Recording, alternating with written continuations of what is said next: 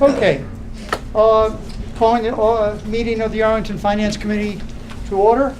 First order of business is the minutes. Are there any corrections, comments, additions to the minutes as presented? Do I have a motion? So moved. Second. Okay, moved and seconded to accept the minutes as submitted. All those in favor, please say aye. Aye. Opposed? Okay.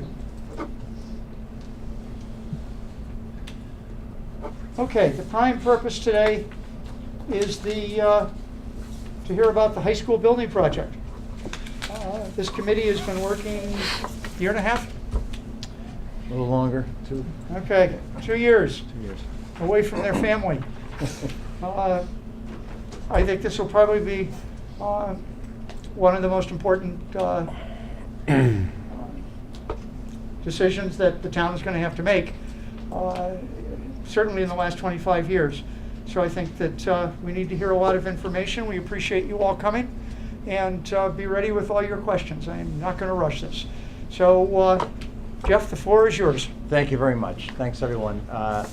My name is Jeff Thielman. I'm a member of the school committee, and I'm the chairperson of the high school building committee. And I thought we would begin by having my colleagues from the committee all introduce themselves. Go ahead, Matt. Matt Janger, high school principal. Adam Chaplin, town manager and committee member. John Cole, committee member and former chairman of the permanent town building committee. Sandy Cooler, deputy town manager.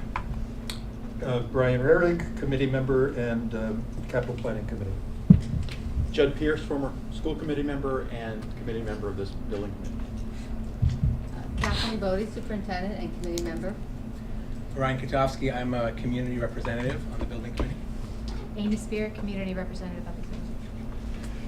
So we have an 18-person committee that's been meeting for quite some time. Just to kind of give you an overview of how this whole process began, I know many of you have followed this from the beginning and have quite a bit of information on it. And I hope you've had a chance to take a look at our website and get a sense of why we're doing this and the work that's been done so far. We began in 2015 with a statement of interest to the Massachusetts School Building Authority. So the formal partner with the town of Arlington is the state of Massachusetts. And we were able to enter into the feasibility study process with the state of Massachusetts because our building had serious deficiencies that the state was able to substantiate. In 2013, as many of you know, we had our accreditation visit from the New England Association of Schools and Colleges, and the state, or the accrediting unit, determined that Arlington High School should be on warning for the physical plant. Many aspects of the physical plant weren't adequate to meet modern day teaching standards and expectations, and there are parts of the building that are very, very hard to use. The state invited us into the eligibility period in 2016. In 2016, December, the building committee was formally constituted, and then in 2017, about 2 years ago, we began meeting as a unit. The state has a process in which they select the design firm. The town gets 3 votes, and the state gets, I think, 11 or 10 in that process. And as a result of that process, HMFH was selected as our design firm. Prior to that, the town selected Skanska as the owner's project manager. Skanska has a lot of years of service and work in this field. In the course of the MSBA process, both Skanska and HMFH have to do multiple evaluations of costs, and those cost reconciliations have to be reviewed and reconciled and then reviewed several times by the MSBA. Another factor in our decision to build a new high school, or need to build a new high school, is that the enrollment in the town of Arlington has dramatically increased. There are about 6,000 students in the Arlington Public Schools. When we started the conversation with the Massachusetts School Building Authority, when Adam and Dr. Bodie and I had a meeting with the state to go back and forth about the design enrollment number, we had fewer than 1,300 students in the school. Now we have 1,400 students. We're projecting about 1,755 students when the school is finally built. And we have 584 kindergartners this year.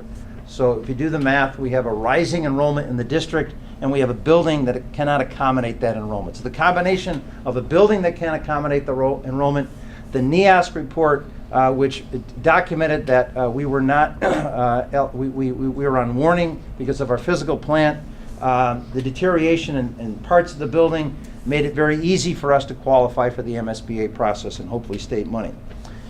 All of you, or most of you, know the history of our building. The Arlington High School facility houses a high school. It houses a community education program, the Lab Collaborative, which is a special education collaborative with neighboring towns.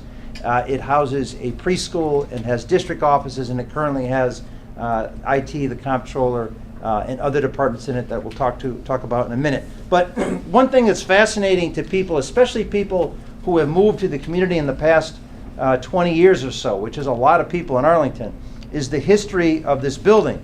It was the first part of the building was built in 1914. Then in 1938, that center part of the building was actually an auditorium. And then in 1960 and in 61, there were additions to the building. And then in 1980, there were more additions to the building. The last renovation was done quite some time ago. So this is a building that has sort of developed over a long period of time with one addition after another addition. And academically, that doesn't really work anymore. It's a confusing layout, it's a long layout, and it's a complicated layout for students. We went through a long process and listened to lots of different people, studied lots of different options, and decided to build a new school. And we made that decision because it's more cost effective than a renovation addition. It was about $25 million less. It minimized disruptions to the school. In all of the renovation addition options, we would have lost the auditorium for 2 years. We would have lost the gym for 2 years. It gets construction done faster, and it allows us to have the first new building opened in 2022 when this year's freshmen will be in their senior year. So anyone involved, anyone with a senior or freshman in high school, and they're involved in the arts program, the theater program, they'll be able to perform in the new Performing Arts Center in January of 2022. So that's an overview of the process. What drove this process and drove every decision we made was the process of developing an educational vision, and that was led by Dr. Janger and his staff, and that was a 5-year process. That process rather began 5 years ago. I'm going to let Matt talk about the educational vision, talk about the process, the educational vision, and we'll go from there. So one of the things that's been really exciting about this process for us was that we had a long time to get ready for it. And so about 5 years ago, the faculty started going out, looking at other programs, thinking about the way they teach now, the way they want to teach in the future, and what kind of facilities would be necessary for that.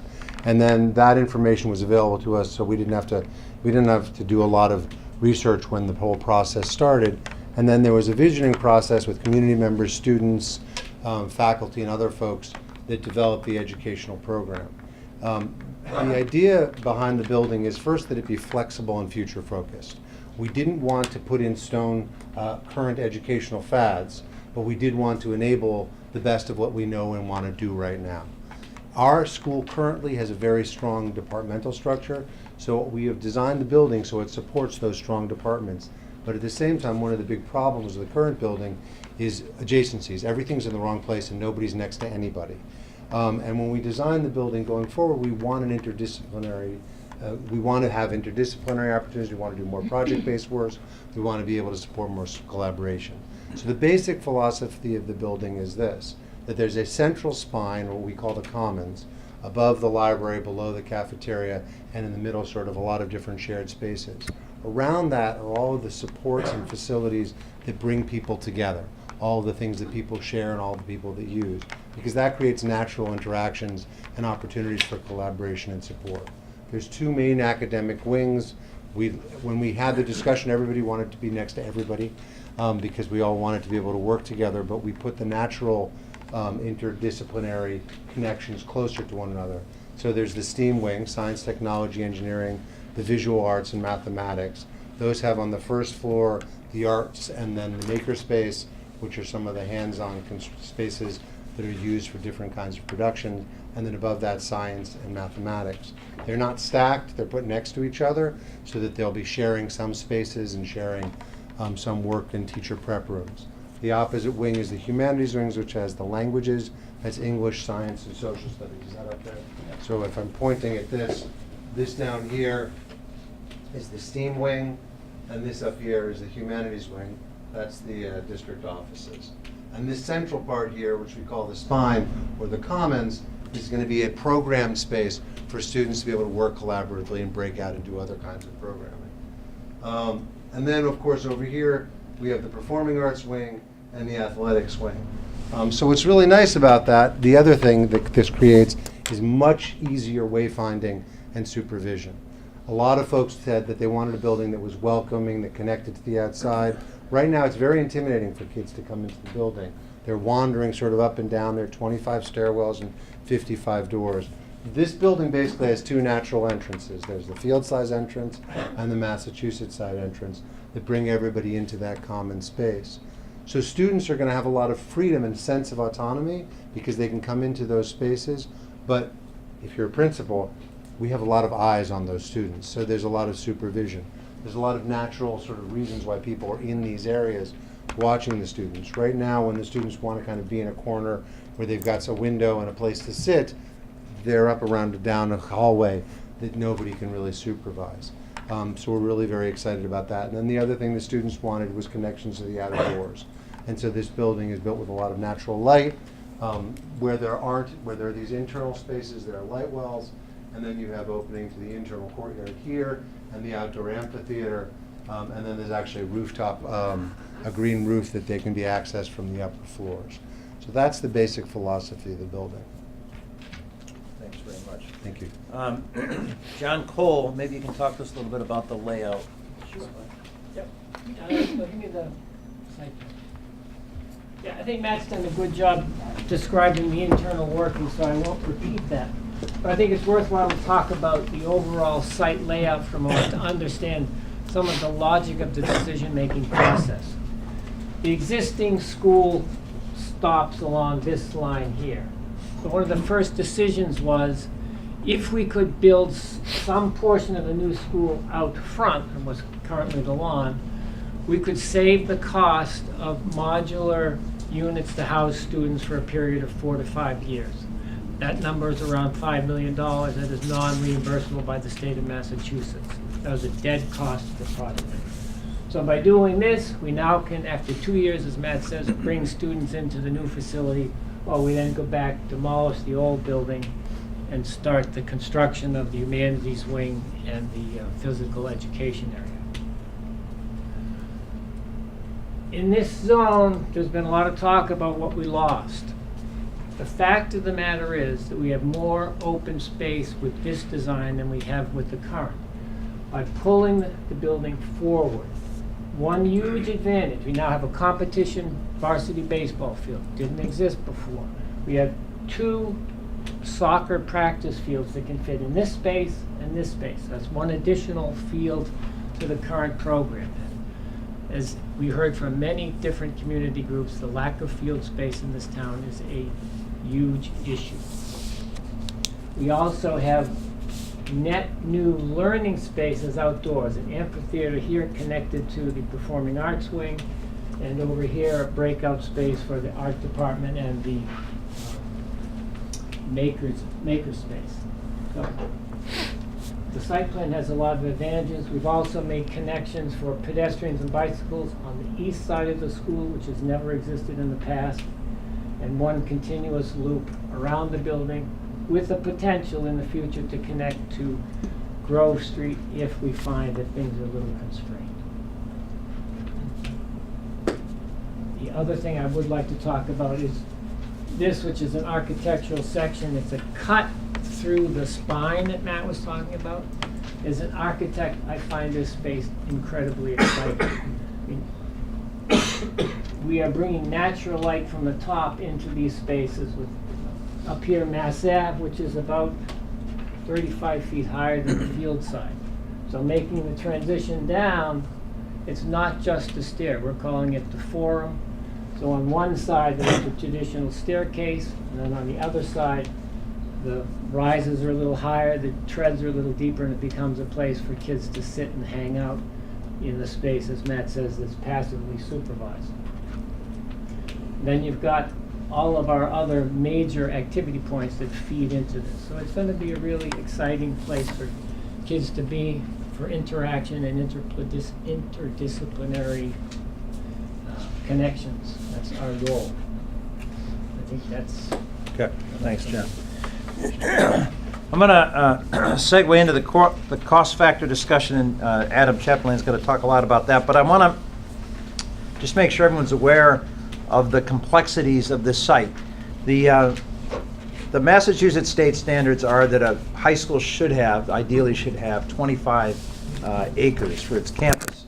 And ours is about 23 acres. That's the largest property that we have in the town of Arlington. So there are constraints on our property. As you also know, it's a contaminated site, and that's a factor that has to be taken into account in construction. And as I said earlier, there's lots of non-high school spaces in that site. The district administration, the lab collaborative, the preschool, which we're obligated by law to have, and different town offices. We went through a process and decided to move the town offices out of the building. So the comptroller's office is going to go to town hall. The IT and the facilities departments will go in the new DPW facility, and the payroll department is going to be placed inside the business office in the district. It's not going to be a separate room in the facility.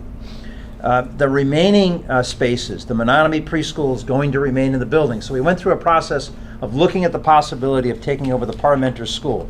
That would have required us terminating the lease about 4 years early with the Arlington Children's Center. The Board of Selectmen or the Select Board would have had to take that vote. Then we would have started a process to take over that entire facility. It doesn't give us as much space as we get with the preschool inside the high school. That's the bottom line. We get more space, we can accommodate more students, and as you know, we have rising enrollments in the town of Arlington. We look at the possibility of moving the district administration to the Parmenter School. Again, it was less expensive to keep the district administration inside the high school. Community education, we made a decision to keep that inside the high school. And the lab special education collaborative, we really never visited the possibility of moving that anywhere else but the high school. And that's something that we're part of with other towns in which we share special education services. I'm going to let Adam talk about the cost reductions we've already made, the budget, benchmark analysis, and then our sustainability goals. Great. Thank you, Jeff. So to start with cost reductions already made, I want to just paint a little bit of a picture of how we have reached the $291.4 million budget figure that you've likely all heard in the committee's release several weeks ago. So if we go all the way back to the start of the process, and Jeff touched on this earlier, when we selected option 3A, which was this new build, all new build option, we chose not to retain the existing buildings. And by doing that, at that point, we chose a $308 million option versus a $333 million option. So we were cost conscious right from the start of the decision-making process, and via that decision, saved at that time an estimated $25 million off the project budget. Moving from there, again, as Jeff just mentioned, we've made the decision to take the comptroller's department, facilities, and IT, and move them to other sites in town. That is saving an estimated $5 to $8 million in square footage cost in this project. There certainly will be project cost where the comptroller and IT and facilities move to, but we were looking to be, again, cost conscious for this project and its impact. Over the course of the past month, if any of you were following this, the committee also undertook a value engineering process to try to see where else we could save money before finalizing the budget that we ended up on. And through that exercise and reductions in certain program areas and making other decisions about the shape, size, and scope of the building, we were able to save another $7.6 million. Outside of those cost reductions, we've also been making efforts to try to get the most back from the MSBA that we can based on the way their system works. So you see several areas up here of percentage points. They can give you 1 to 2% based on your capital maintenance planning. So we submitted our capital maintenance planning. We fill out a document that they provide, and we're getting 1.4% based on what we submitted. They give you 2% if you build a sustainable building, if you follow the LEED checklist, and we're getting that full 2% because we're trying to build a net zero building, or at least have the capability of someday achieving net zero status for the building. They give you 1 percentage point if you use the procurement method called construction manager at risk. And so the committee did vote to choose construction manager at risk. So we'll be getting that additional percentage point. So that will all collectively move what is our base reimbursement rate of 45.11% to north of 49%, which is significant when you're talking about a $291 million project. And then beyond all that, we have signed up for the Accelerate Performance Program, which is run through the utilities. The utilities bring in both people who work for the utility as well as consultants to work with the architects to make sure that right from the start of design, we're building as sustainable and energy efficient a building as possible. So not only are we going to get the benefits of that partnership and that consultancy right at the outset of design, but they're guaranteeing us a minimum of $200,000 in energy rebates for the projects as a floor. We'll likely receive far higher than that as we figure out, as we actually go through design development and calculate all of the rebates we'll receive. But again, by participating in that program, we're getting a floor of $200,000 in rebates. Moving on from that to talk a little bit more detail about the budget.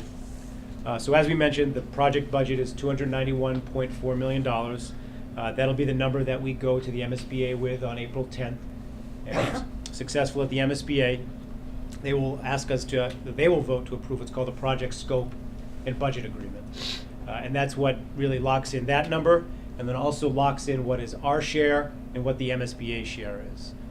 That's all calculated using a spreadsheet called the MSBA Form 3011 that we put in what costs are reimbursable, what aren't reimbursable, and that's how we come up with a share of approximately $205 million for Arlington and an MSBA share of 86.4. So you'll notice that's not representative of a 49% reimbursement rate, but that's because there are things that will be in this project that are not reimbursable, and there are things that will be reimbursable. So our effective reimbursement rate is closer to about 30%. So we have our reimbursement rate and then our effective reimbursement rate, and that's what's reflected in those two share figures there. Moving beyond that, I think important points to make are we are fully in a partnership with the MSBA. They exercise very tight controls over everything that we do, all the money we spend, because they're paying, obviously, a significant portion of that. Beyond that, because we're partners with the MSBA, we cannot go over whatever budget number is signed in the project scope and budget agreement. So we will not be able to go over $291.4 million on this project.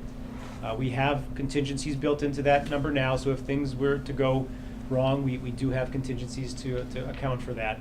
But should we, hopefully not, but should we go through all those contingencies, we'll have to then, as a committee, be faced with reducing the scope of the project or reducing cost otherwise to stay within that project budget. So in terms of concerns about a runaway project budget and 291 today, but far more tomorrow, that actually cannot be the case based on the process the MSBA sets forth. And then finally, as we go through both design development, construction document development, and then the project itself, we're going to continue to look at value engineering opportunities. When we get into design development, if there's things that we liked in the schematic design that are too costly, we can consider removing them. If there's better ways of doing things that are more cost effective, we can consider doing them as well. So throughout the whole process, we'll be looking at seeing where cost savings may be available. Moving beyond that, an exercise we've tried to undertake over the course of our conversations with the community, the multiple community forums we've had, as well as with the building committee, is creating an apples to apples comparison of the Arlington project with some other similar projects in the region. So what you'll see what we've done here is across the top line, we have total project cost of Arlington High School, Waltham High School, which is sort of neck and neck with us in the MSBA process, the Belmont High School, which is ahead of us in the MSBA process, Saugus High School, which is ahead of us, and Somerville, which is currently under construction, so also ahead of us. Below that, we've escalated those project costs using Skanska's construction indices for inflation or escalation, so that we create, again, an apples-to-apples comparison of what comparable projects cost. We then look at a construction cost per square foot, and that's where you start to first see a comparison, where compared to the various projects that we're looking at, we compare somewhat favorably to those projects. Below that, you see the design enrollment figure for each of those projects, and then a project cost per pupil based on that escalated construction cost, the design enrollment, to get to that per pupil cost. Again, you see we're not the lowest, but far from the highest, and compare favorably to these similar projects. By no means are we claiming that any of these projects are exactly like Arlington High. Some of them have services we're not providing. Some of them are different than ours, but we have some challenges that some of these don't. But in terms of size, scope, and also being impacted by the construction market in the Boston region, these are, at least in our view, the committee's view, projects similar to the Arlington project. Do you want me to do sustainability? Yep. And then finally, to talk about our sustainability goals, I mentioned that the committee has voted to target net zero operation for this building. To do that, the best chance of doing that is to design an all-electric building. So that's what we're attempting to do. The main reason for doing that is, as the grid continues to become more and more green over time, as the renewable portfolio standard goes up by now 2% a year, buying electricity will become greener and greener over the course of time. Not so with natural gas. So building an all-electric building can both be more energy efficient, but also give us a better shot of having a green building based on just electricity being generated on the grid. Like I mentioned with the Accelerate Performance Program, sustainability for this project is not an add-on, it's not a program, it's not being thought of as a parallel project. It's really integrated into the design of this project. So all the decisions we're making about roofing, envelope, windows, heating, cooling, it's all being viewed through a lens of sustainability to give us our best shot of designing a building that could either be net zero or become net zero in the future. We plan to use geothermal wells for heating and cooling the building, as well as putting solar panels on the roof to generate electricity. I already mentioned and talked about the Accelerate Performance Program. And I think it's important to mention, and this ties into the value engineering idea, as we're going through design development, we're going to perform a life cycle analysis on the geothermal wells and any of the other energy efficiency or sustainability components that we're planning to implement in this building. And we will make a decision that is based on what the life cycle analysis suggests. We'll look at both internal costs and external costs, but if geothermal doesn't prove to be effective based on the number of wells that we can actually dig on site, we might not do that. If we can do better than we thought we would because we can dig more wells on site, it might give us other opportunities within the project as well.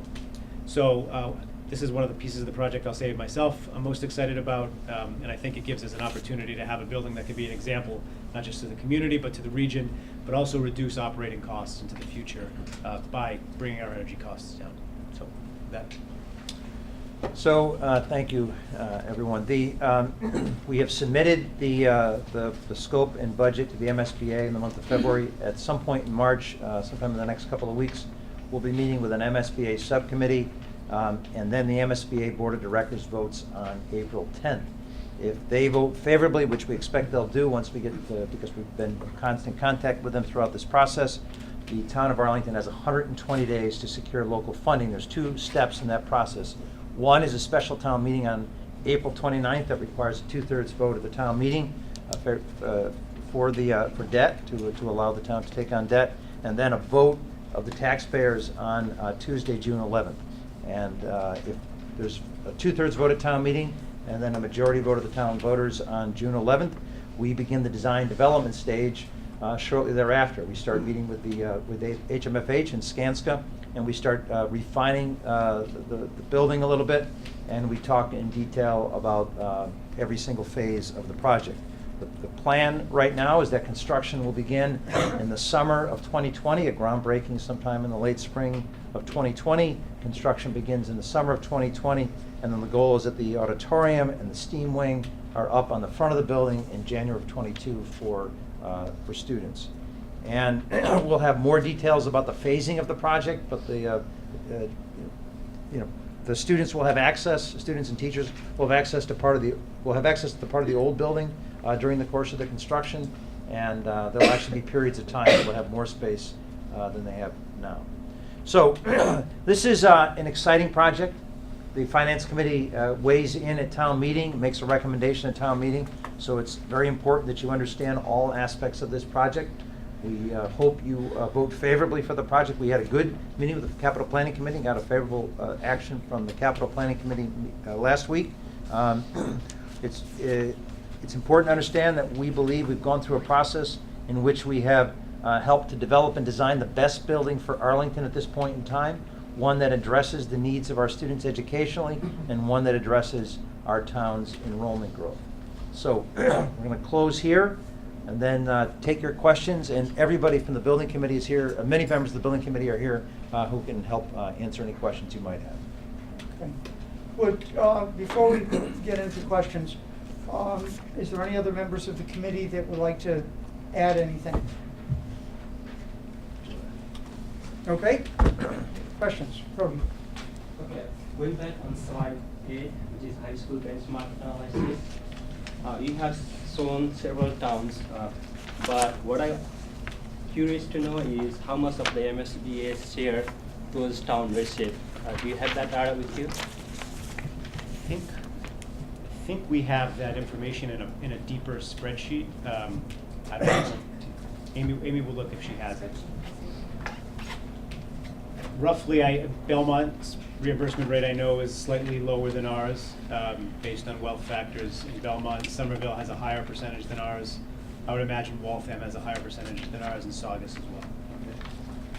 Is that a combination of the poverty?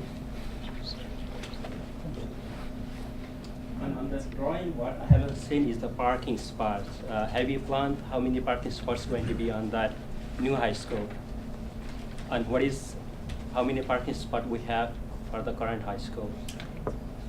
Yeah, go ahead. So I believe there are 227 parking spaces on the lot located here and there.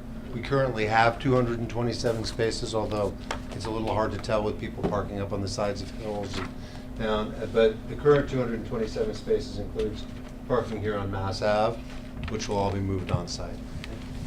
One more question I had is, because we are planning a new STEAM program, right, for the new facilities, and I assume that when we have a new building, we need a new science equipment. Have you planned that way, like how much it's going to cost in the future for the lab equipment, those kind of things? Or are planning to have the same lab equipment, maybe? So F and E are included in the project. I think Dr. Bodie can probably answer that one better than I can, though. I couldn't hear exactly. He was asking what about the science budgeting for the science equipment. And that is in the FF&E part of the budget, and yes, it's in the budget right now. It's based on the number of students, the design number for the building. so when we design, sorry, Jeff. When we design, so there's two. There's the 17 science labs, and then in addition, there is budgeted specifically for technical spaces.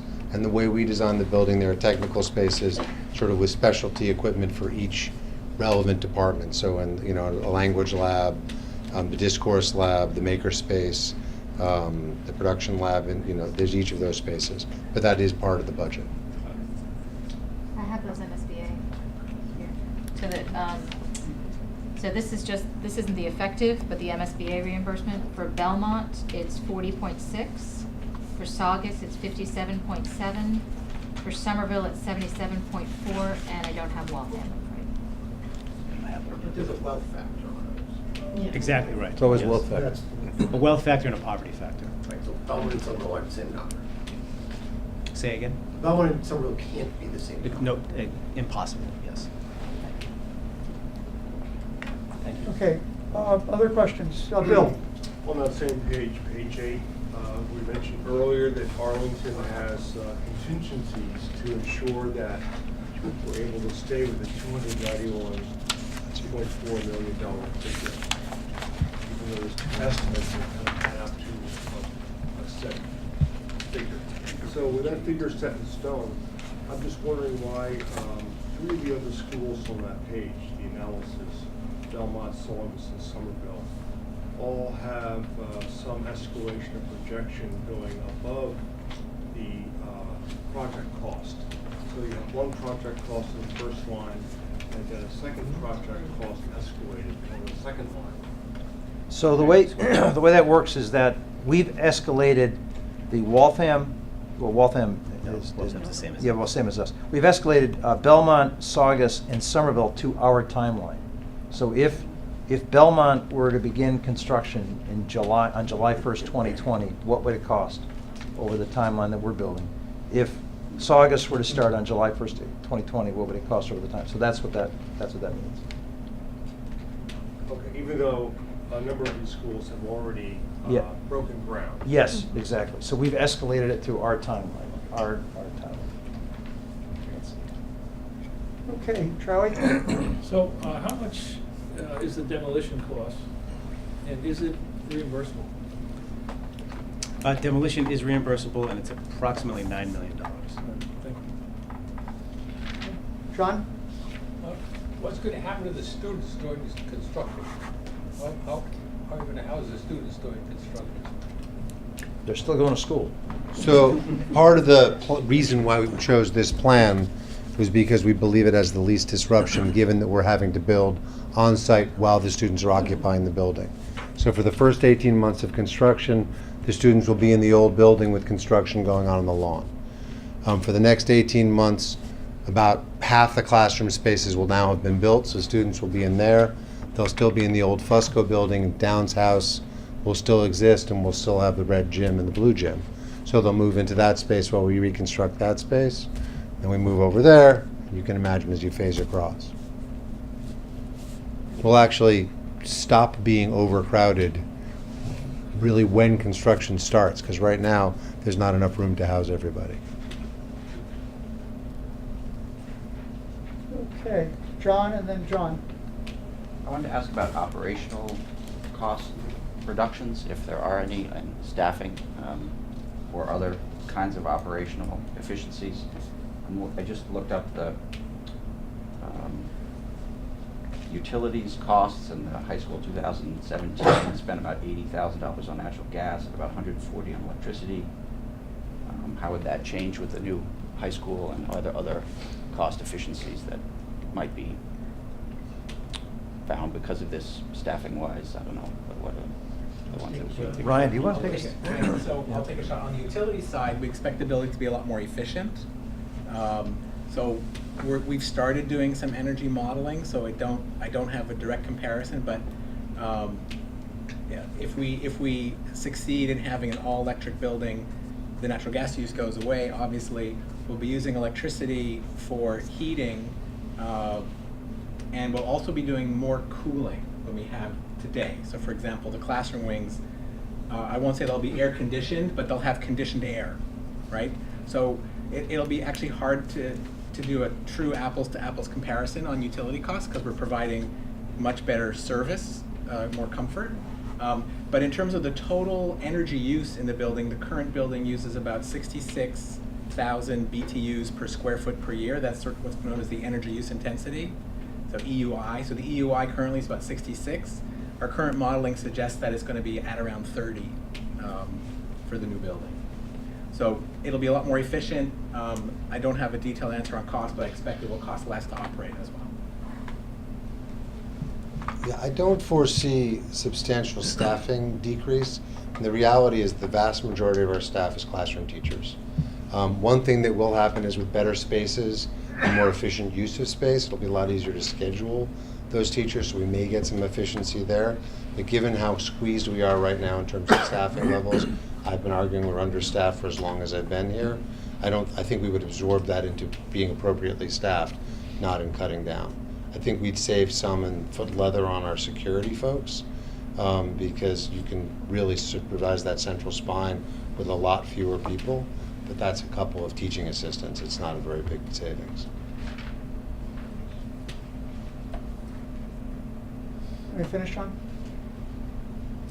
I wondered if Concord was comparable, and why it isn't.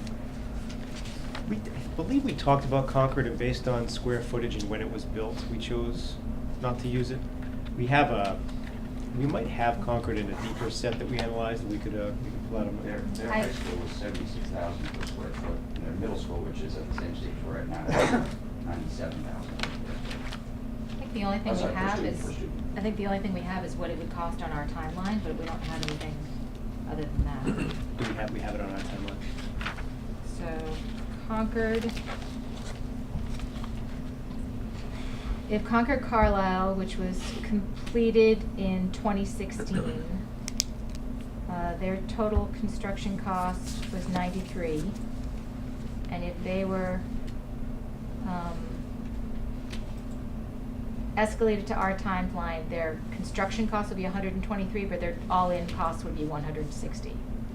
So that's the 4% annual escalation that we're seeing factored in there. And their total escalated cost per pupil would be about 129,000. That was not an all-new school. What did they do there? I'm sorry? That was a whole new But I don't know about whether it was new or. renovation Yeah, we addition. don't, yeah, or renovation addition, or what their site was like, or, yeah, that's just pure cost information, so it doesn't factor in any. They tore down. Right, they had a brand new site with, yeah, oh, that's right, it's beautiful, it's a beautiful lot, so they didn't have to worry about the complications of an existing school on the same site or anything like that. Okay, John, are you finished? Okay, John? I had two questions, and now I have a third. First of all, what's the difference between air conditioning and conditioned air? So we want to provide adequate comfort in the classroom spaces, but we also don't think we need to be able to have them set it to 68 degrees in the classrooms. So we're designing to essentially on what we call a design day, so particular outdoor conditions. And we've decided on a temperature and humidity level that we want to be able to maintain in the classrooms. So if you're used to a nice cold, home, be able to set it to any temperature you want, that's not what we're going to be providing in the classroom spaces. So that's why I'm setting expectations that it's not like you would design it for your home, for example. Yeah. I might add, though, that we have the same thing at Gibbs, and it's cool, but it's the same principle. So in the cooler than unconditioned? Yeah. Much. Yes. Yeah. Adam, you cited the $9 million for demolition. Does that include any remediation for the contamination on the site? I believe we're carrying the hazard materials abatement and remediation in a separate line item. I believe that number is in the $4 to $5 million range, but I'd have to verify that. And is the extent of the contamination, is that a fairly known cost, or is there more work to be done to figure out the extent of the contamination?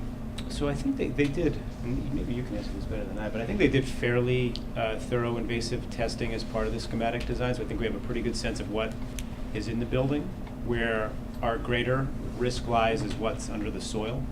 I think Jeff might have mentioned this, but one of the complications of the site is nearly the entire rear of the site and under portions of the existing school is a capped contaminated site back from the prior uses, as well as there being some other contaminations in the front of the building. So I think our bigger liability is getting out of the ground as opposed to when we're dealing with the building itself. And does MSBA cover any of that? And my last question is so we have a design enrollment of 1,755 students. How many years of enrollment growth does that give us? Well, okay, so the 1755 is a design enrollment number based on, it sets the number of homerooms we're going to have in the school. When we met with the MSBA, as I said, we were under 1,300 students. We made a case for a design enrollment number of over 1,900, and that just wasn't acceptable given where we're at with the school, even though we had a whole history to share with them. So the building, Matt and Kathy can add to this, the building should be able to house about 2,000 students comfortably with the way a high school works. You know, it's not like an elementary school. With the way a high school works and the way the high school course selection works, it should be able to work. If it gets beyond that number, we've given a future school enrollment task force, which some of us sat on years ago, two options. One is there can be an extension on the front of the building, the kind of the right side of the building, which would put 12 classrooms on that wing. That's one option the town could choose to do in the future. The other option is they could, the town leaders could choose to move the district offices out of the building and place classrooms there. So, how long do we have? I don't know if you want. I mean, that was the question. We'll open at pretty much the design number. Yeah. To give you an idea, we have 4 of our classes in the elementary that are over 500. So it's going to be a while before they're up there. Graduated, 313 last year, and we have 585 in the kindergarten. One of the things that we're doing with the building is we're adding some additional space to the auditorium. We currently have 900 seats. If we actually were to have the auditorium that is allowed for this design number, it would be 550 seats. So we're adding some additional spaces in some of the core areas, which I think will stand us in good stead when enrollment, which is likely to happen for a period of time.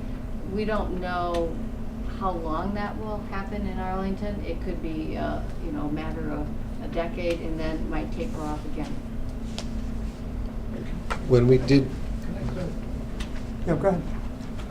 well, when we went through and did the educational program and made the request for spaces, we did the numbers each time for the 1755 because that's what the MSBA wants.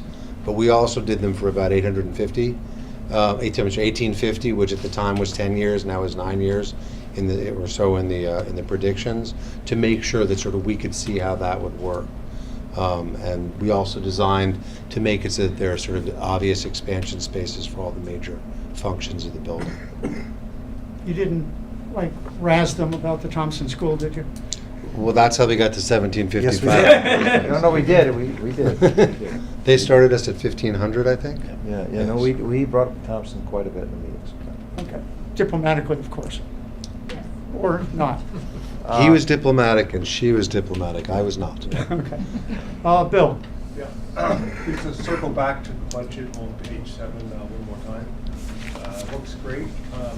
The question I have is if the estimated MSBA share, which is up to 86.4 million, were to come up short of that, let's say 76.4 million, now that leaves us short $10 million.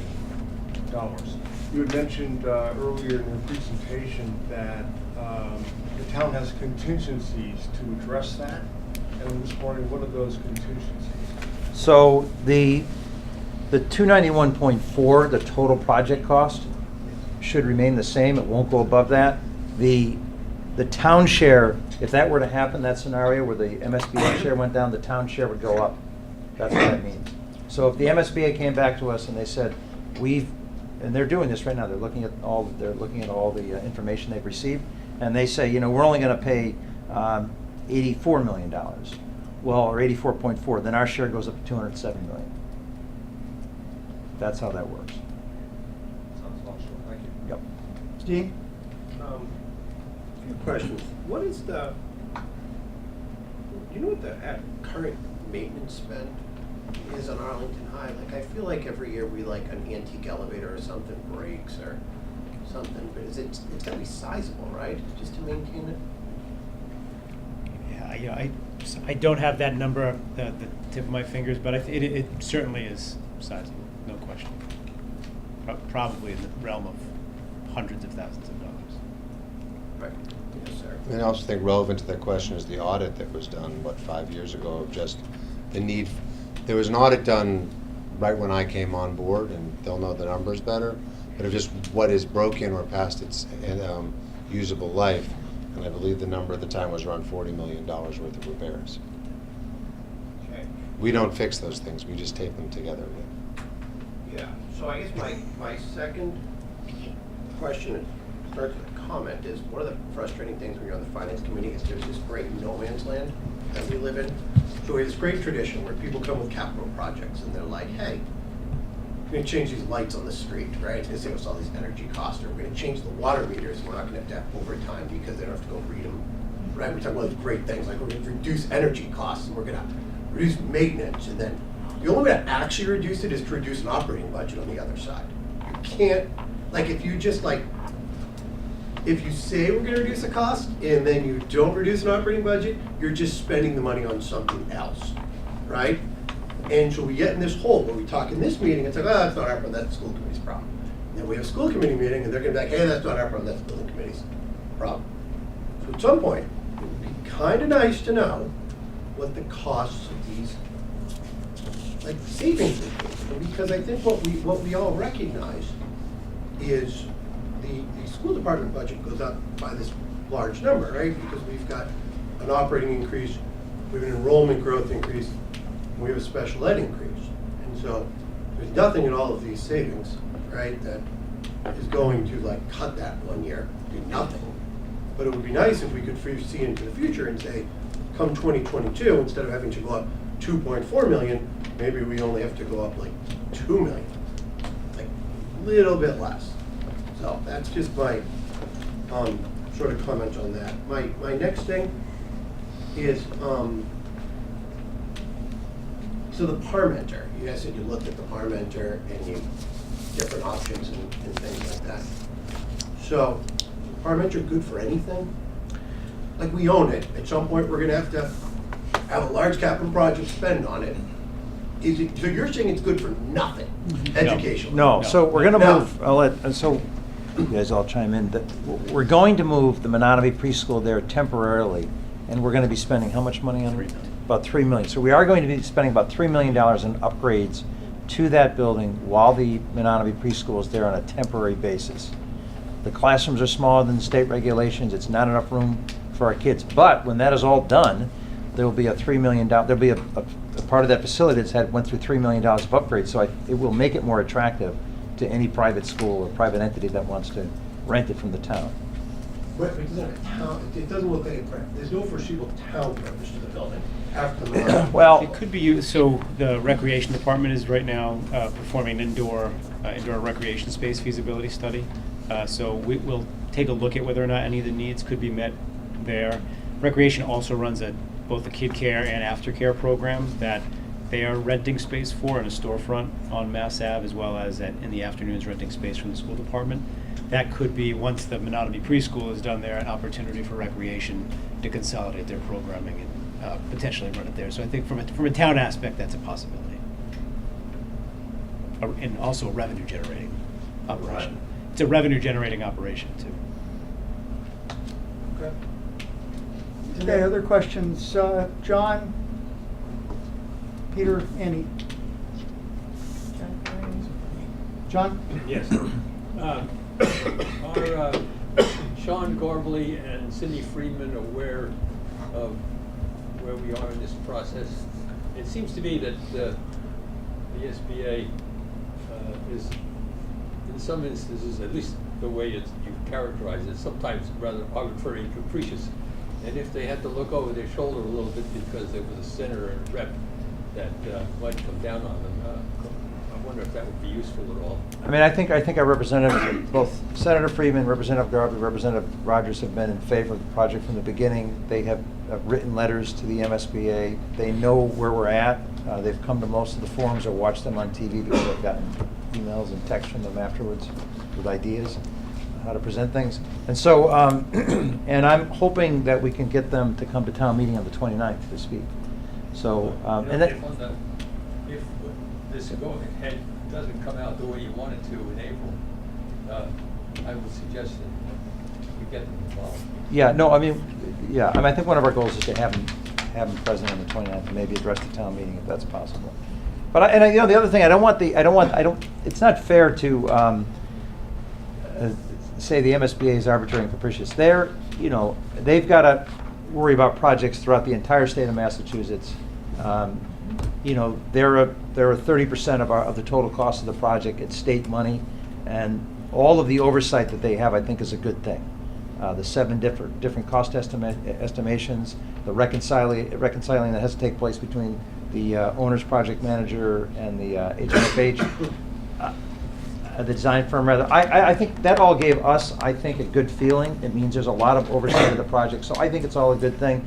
The design enrollment debate is, they have it with every town, and, you know, I think they listened to us this time because of our enrollment growth, and I think they were very fair to us. They have to take into account every single project that's across the state. And they see all the projects, so they've seen Concord.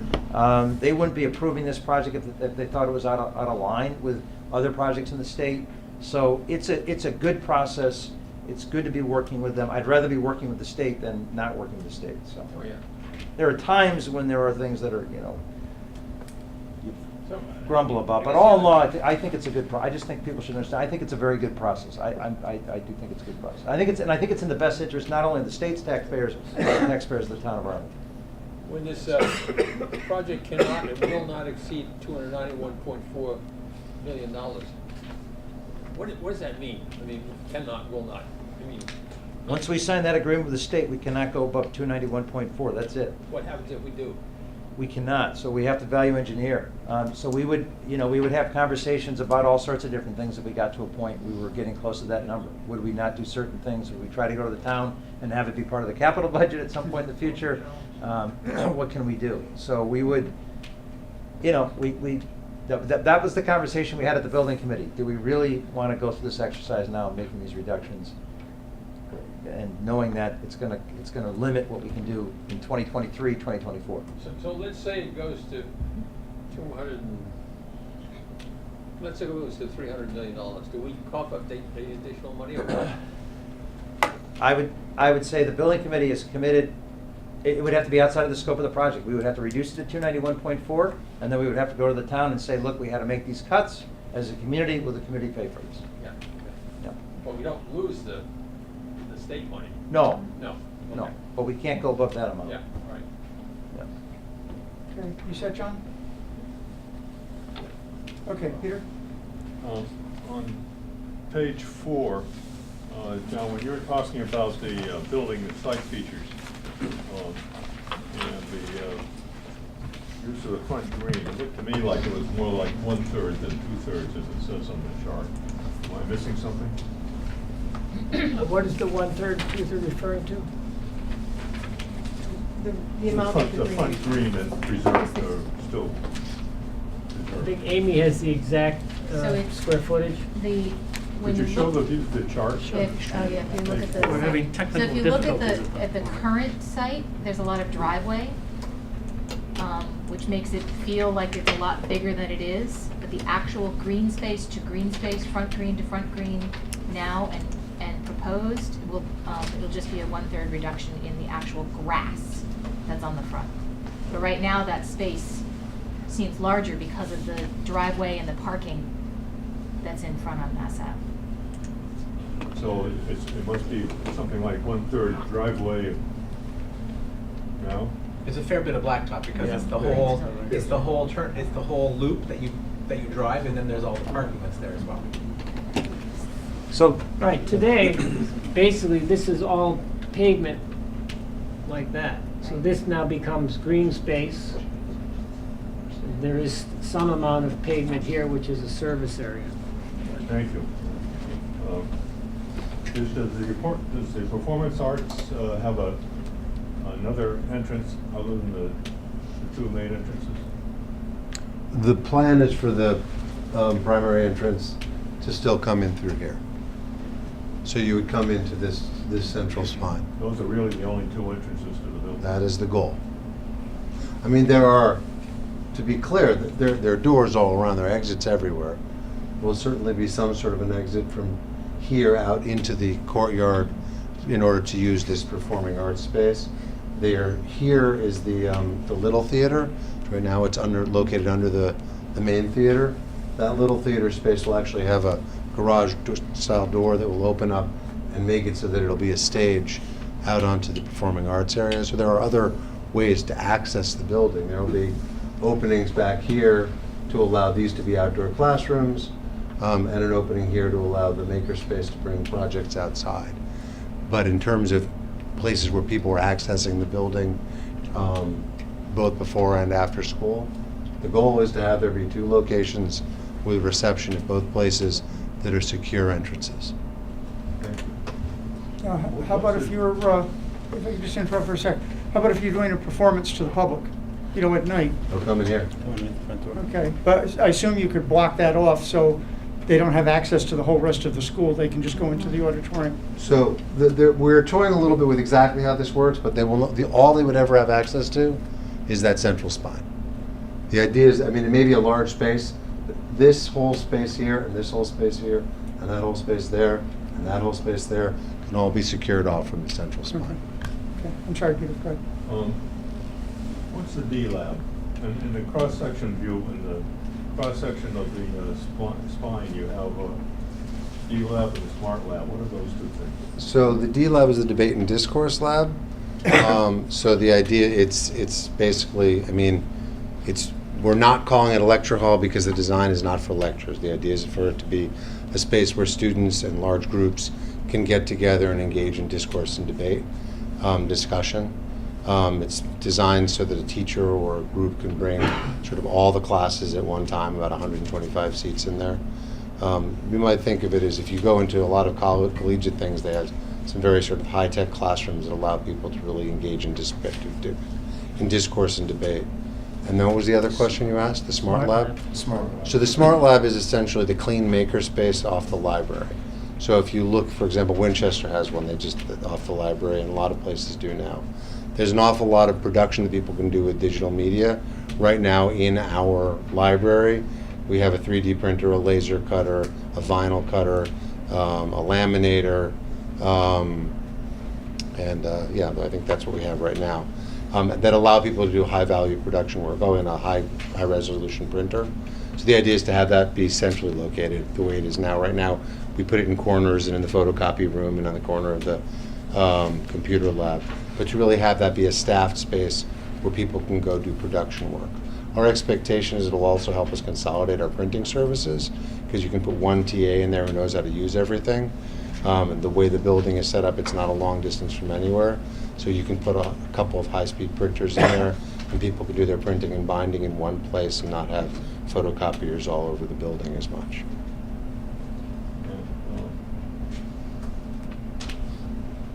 Where is the main auditorium? It doesn't show there, does it, or does it? No, the theater is through there, through that wall. Front. Yeah, in the front. So this, you come in the Massachusetts Avenue entrance, and you would enter into the theater over here. That's it, that Yeah. yellow space. And then this is the back of the house over here, and this is the front of the house here. Thank you. Okay. Annie? So I have 3 questions, well, 2 questions and a comment on Dean's comment. So the first question is, and I think you've sort of answered it, you have 55 doors you have to worry about having locked and not having somebody able to key or prop open now. How many of those doors, like, do you know what the number's gonna be in the new building, or are we not at that point yet? Well, I don't know how many doors, but 2. The goal is 2 entrances. Yes. I mean, the goal is, you know, I'm sure there will be some here, but none of these are going to be exterior. None of these doors that are going to go from here out to that space, from here out to that space, are going to be doors that one can get into externally. Right now, in the current building, Yep. what are there, 3 or 4 doors that can be opened with a key and 4 card entrances. But every door has a knob, and every door can be propped open, and these are going to be all, you know, those will not be designed in ways that one can enter through those doors. I mean, first of all, everything's going to be alarmed, and there's going to be cameras everywhere. The idea is people will be coming in here and there. One of my favorite parts, I know Dr. Bodie won't be happy to hear it, but because the district office is over there, they have their own entrance. The preschool has its own entrance. So most of and we really worked pretty hard to make it so that the only people visiting the high school during the day are people who are visiting the high school during the day. So we can really see them come in the front door and know where they need to go. So in essence, you're hardening the building. Correct. And then my next question was, you know, we're getting these percentage points for a proactive building maintenance budget, but does that come with a proactive building maintenance plan? This is the question that I get asked the most out there wandering around the streets is, oh great, we're gonna build a $300 million high school. but we have a lousy record of maintaining buildings, and when I say, yeah, that's why we created the facilities department, I get, yeah, well, I haven't seen it have an effect. So, which I know is not true. I just want to know what I tell people. So, at some point, is there going to be some kind of top level, this is the maintenance plan, this is how we're going to project maintenance forward, this is how we're going to keep track of systems we know have a useful life of 30 years and make a plan for replacing them and so on and so forth, that we're going to like provide as a public document to help us countermand that argument. Yeah, so, I mean, the answer is yes. Skanska's already started talking to us about building out a maintenance and operating plan for the building, and even gauging interest of whether or not we would consider creating sort of a site superintendent position for the building because of how complex the building will be as compared to some of our existing buildings. So I'm not exactly clear on when we'll have that developed, probably not by the time of the vote, but over the course of design development, we will build out a maintenance We'll plan. be able to say, you know, it's an issue and there's a plan in the works and some brought out with that. Yeah, Kathy, go ahead. One of the things that's happening already, for example, get all of the, everything in the building has been put into a computer with, so we know exactly when there has to be some kind of maintenance done on it. And we've already been going around to all of the schools to do exactly the same thing. So I think one of the things that was not true for a long time is just having that look ahead so that you can do the kinds of preventive maintenance so that you don't have some problems. And there's some things in the high school that no matter how much you plan ahead, right now, we're not going to be able to stay on top of some of the deterioration. But that's not the point. The point is when we get a new building, can we stay on top of it and have a plan? And that has been a big effort over the last 2 years to have that in place. I mean, one of the things to watch in budgeting for schools is maintenance staff. You know, people want to cut maintenance staff all the time, reduce maintenance staff, because it costs money. But the number of maintenance staff you have in any school is helpful in maintaining that school, because they can be, you know, get on an issue right away. They can take care of any sort of an issue, repair it before it gets to be too complicated and costly. Right, and I'm So- very familiar with the problem of, I have these 3 pots. I can teach kids in a classroom and have teachers there. I can put money into maintaining the building, and I can put money into all the other expenses, and that the expenses and the maintenance budgets are the vulnerable targets when what Right. you're trying to do is make sure you're educating every kid in the high school. So it's making the public argument about the necessity of all the pots that I worry about, and then also having at the forefront of your mind when somebody says, oh, we'll just cut the maintenance budget by a couple $100,000 this year, it's a new building, the answer has to be, no, we're not doing that. And obviously I'm exaggerating, Adam, and I know you would never do that. But anyways, okay, so then I want to make a little comment on Dean's comment, which is that I see some threads coming together here. I know that the school committee and the long-range planning committee are working on what is the budget the school committee feels the schools need to no longer be in this, what feels like a constantly underfunded condition.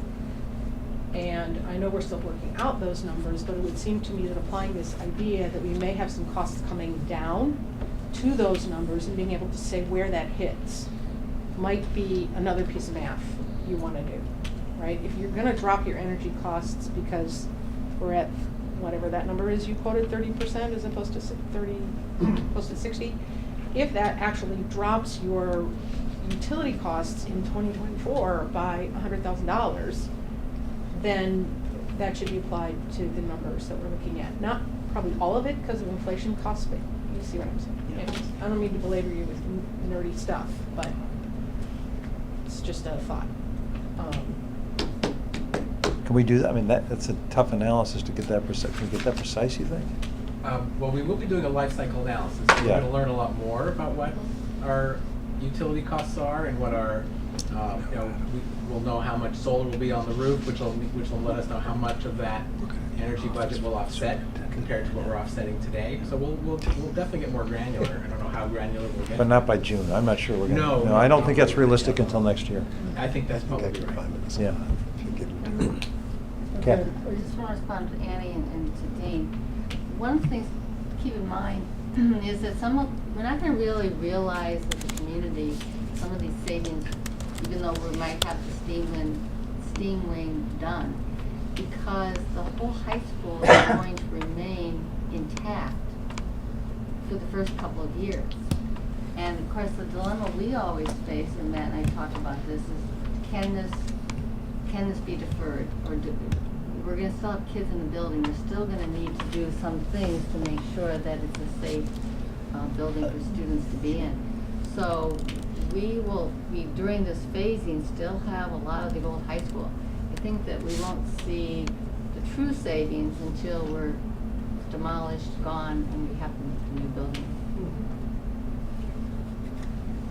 Okay, are you finished, Annie? Yeah, I think so. Okay, Dean?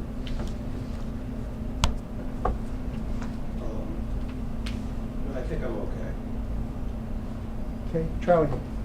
Yeah, just to add to Dean and Annie's comments, especially the earlier remarks that Dean made, it is a problem, not just in the school department, but it's also a problem in town, where I can say, having been a number of years on the capital planning committee, that we make investments that we know save operating costs, but they disappear. They just get sucked into the system, and they usually wind up people spending more money. We never see a metric where the savings are thought about and applied.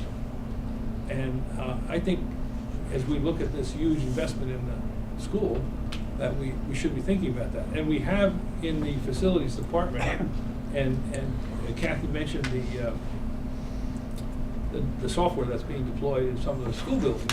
We have the ability, we have an increasing ability to measure at least maintenance costs, maybe energy costs, et cetera, and make trade-offs between the energy costs and perhaps what it costs to educate a student, or what it costs to, keep police on the street or whatever, and look at those savings as opportunities for investment, as opposed to them just sort of dissipating at the department level, where they, I don't know, buy more subscriptions or something like that. I mean, I'm not trying to be dismissive, but I mean, I think it's an important issue that we should be focusing on strategically. Okay, Christine? I have 3 questions. First, I want to be clear about what would happen, following up on Bill's question. What would happen if the MSBA reimbursement was, let's say, $10 million less than what we're anticipating? Is it your plan to ask the town to make up that $10 million? Or is it your plan to cut the project by $10 million? So Jeff, can I? Yeah, go ahead, yeah. So the project right now is $291.4 million. Based on our calculations, working with Skanska, filling out the MSBA's 3011 form, it's our estimate that our share is 205 and their share is approximately 86. The only thing that will change that is if on April 10th, or leading up to April 10th, they disagree with us in some format or some place in that form, and say to us, no, it's 200 and our share, or your share is 210 and ours is 81. So then at that point, I don't want to speak for the whole committee. I think we would say, well, we've settled on a $291.4 million project. When we're talking to voters, we need to say that the town share is $210 million. But once that project scope and budget agreement is signed, I'm not familiar with any scenario where the MSBA is going to turn around and further reduce their number and put us in a position to be looking for money. Well, once they sign it, we're committed to part of it, and they're committed to part of it. So the window of knowing that is really in the next month of what the breakdown is. And the expectation is that if that were to happen, that you would look to the town to make up that gap. Correct. My second question is the 900-seat theater. That seems like a large theater to me. How many other high schools have such a large theater auditorium? I don't know that I have the answer to that question. I don't think that it's outside the range of what schools have that are comparably sized to ours. We currently have a 900-seat theater, and having a 900-seat theater allows us to seat roughly half the school, assuming some of them don't show up once we get to the big numbers. But at the moment, it allows us to seat roughly half the school at a time. My last question is about the amphitheater, which sounds like a wonderful thing if you did not live in New England, where the use, I expect, is only a very brief period of time. Can you tell me how that is essential to the educational vision of this project? To have Right. So to some extent, the amphitheater was one space. In the designing of the building, by making these wings in order to let light in and to open the space up for the other purposes that you need, you end up with this space in here. Right? Otherwise, we have to construct out on the lawn. We need a little bit of space in order to be able to phase the building. And two, you want to let light in. So once that space was created, there's already a hill that rolls down into the building because we have the 24-foot drop. So you have a natural amphitheater being formed there. So all we're really doing in terms of using this space is putting in a little bit of landscaping, making sure that this opens out to make this doubly useful, and putting in some sound equipment. It's not a very expensive thing to sort of gain that space back as a really useful space. It's not essential. It's, an efficient use of space for a purpose that I think we'll actually get a fair amount of use out of. We'll get use. We actually do things, kids are outside, and I don't know what's happening with the weather around here lately, but the winter doesn't arrive until February anymore. And so we've managed to have kids outside until early November, actually sometimes mid-November. I don't think we'll be having large performances out there after October, but it's 2 months in the beginning of the year and 2 months in the end of the year, and then a fair amount of summer programming for the town. And the Black Box Theater, you want to explain how that's related to that space? Right, so this, I think I explained this before, this space here, and this was actually one of these things that as people were saying, we could do something clever. Originally, the little theater was placed back here in the back of the house, but the realization as they rotated the space was that if you moved it over there, this is our theater, educational space. It's a black box theater, so it's a flexible space that can be used for different kinds of productions. You can move seats around in order to perform in different ways. But by putting a door on the side, which is not an enormous expense, you can open that out and have a fully functional stage for outdoor performances.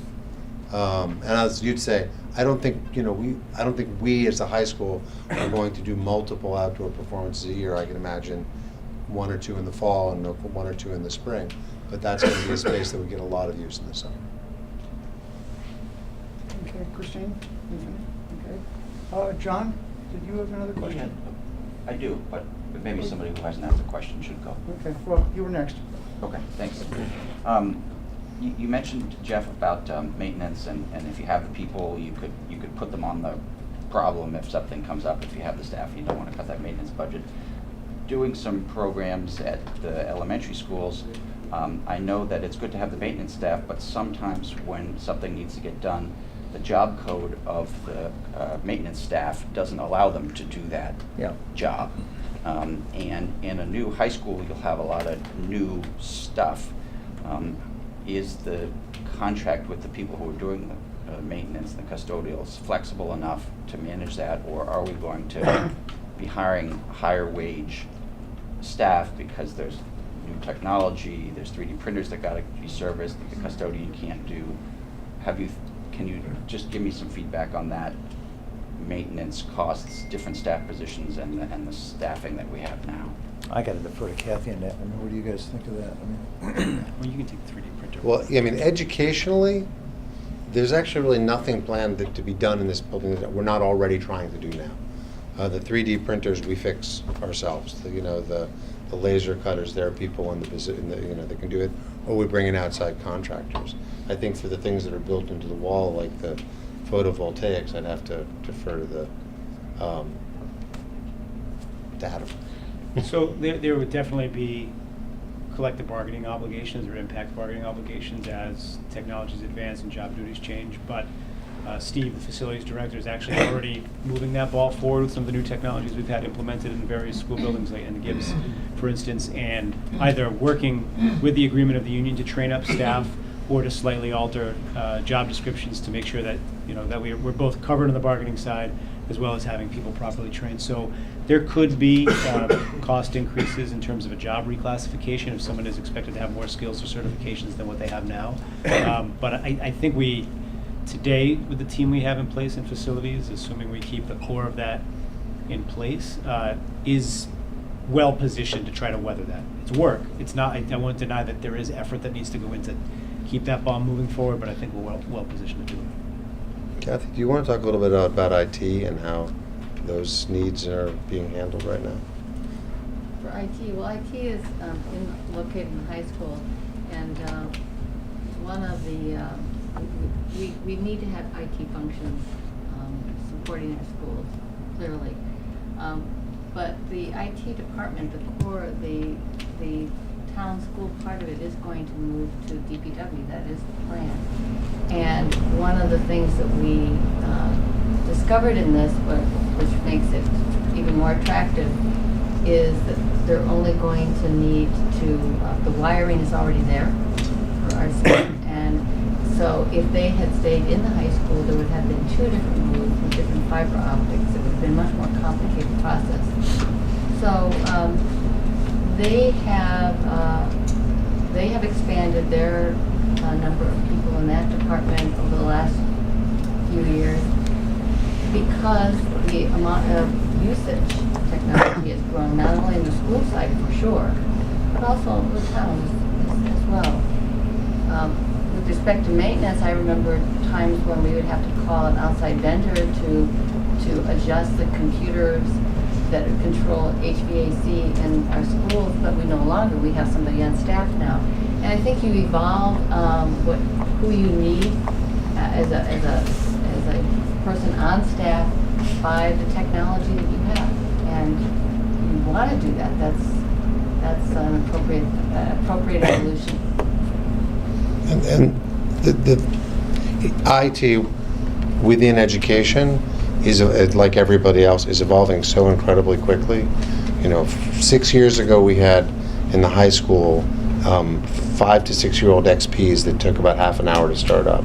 We got everybody new Macintoshes. By the time they got to the end of their 4-year life, Chromebooks were a thing. And all of a sudden, instead of these $1,000 computers, we were replacing them all across the building with $250 computers. But now we're migrating the MCAS online, and even though we have lots of Chromebooks in the building, we're scrounging to get ones that work. And so it's pretty hard to keep up, and it's really hard to predict. I believe we asked David Good when we were buying the Chromebooks 5 years ago if we should think to the fact that we were going to build a new building. And David's response was, anything you buy now will be obsolete in 5 years, so just don't even worry about it. It's just changing rapidly. Those of you that have this part of your job know this as well. The number of the computers that are becoming competitive with Microsoft and different platforms. What our goal is, and I think this is really where we are now, is that we should be agnostic devices should be agnostic. It's really about the platforms that we have, and so we've had a lot of talk about this in the last couple of weeks even, as we think about what we're going to do next year. So it's something that is constantly reviewed and rethought, retooled, because the world is just changing. Another question, maybe it's not working. Construction manager at risk approach. Construction manager at risk for what, and how does that relate to the roof leaking in 18 months, or the trees dying, or the sidewalk being in not good condition, and how does the construction manager at risk map to warranties? So there's really 2 ways statutorily that we could procure construction of this project. There's traditional design build, where you hire an architect, they design the whole thing, they put it into specs, you put it out in the street, and the competitive firms bid on it, and you just have to go with the low bidder. Or you can choose construction manager at risk, which not trying to be funny, at risk should not be in the name. we often say that there's no, I don't know why at risk is in the statute. It's a construction manager. The only group that holds the risk remains to be the client, which is the town in this case. But the way the procurement works is we will put out an RFP very soon to hire a construction manager, and we'll do, actually not an RFP, an RFQ, where we'll look at the qualifications of several large construction management firms. We'll select them. They'll work side by side with the architects and the OPM through design so that they can hopefully be closing holes in design documents as opposed to finding holes in design documents so that they can issue change orders once construction starts. So there's some upfront cost in hiring that CM because you have to have a body sitting and working for a team, working with the architect. But evidence has shown that you are likely to at least come close to making up that cost, or maybe exceed making up that cost and reduce change orders. But frankly, tell me if you disagree, but I think the at-risk is a total misnomer. And warranties on construction? Warranties are statutory. It doesn't matter who built the building. And what is it? 1 year. Plus, you get product guarantees that exceed that, but guarantee on the performance of the building as a whole is 1 year. Thanks. You finished? Yes. Okay. Brian? I'm just curious, I never saw this anywhere. What's the change in square footage between the old school and the new school? It's 445 to 4. The number exists. 445 to 414. I think we're going to 445 to 414. Yeah.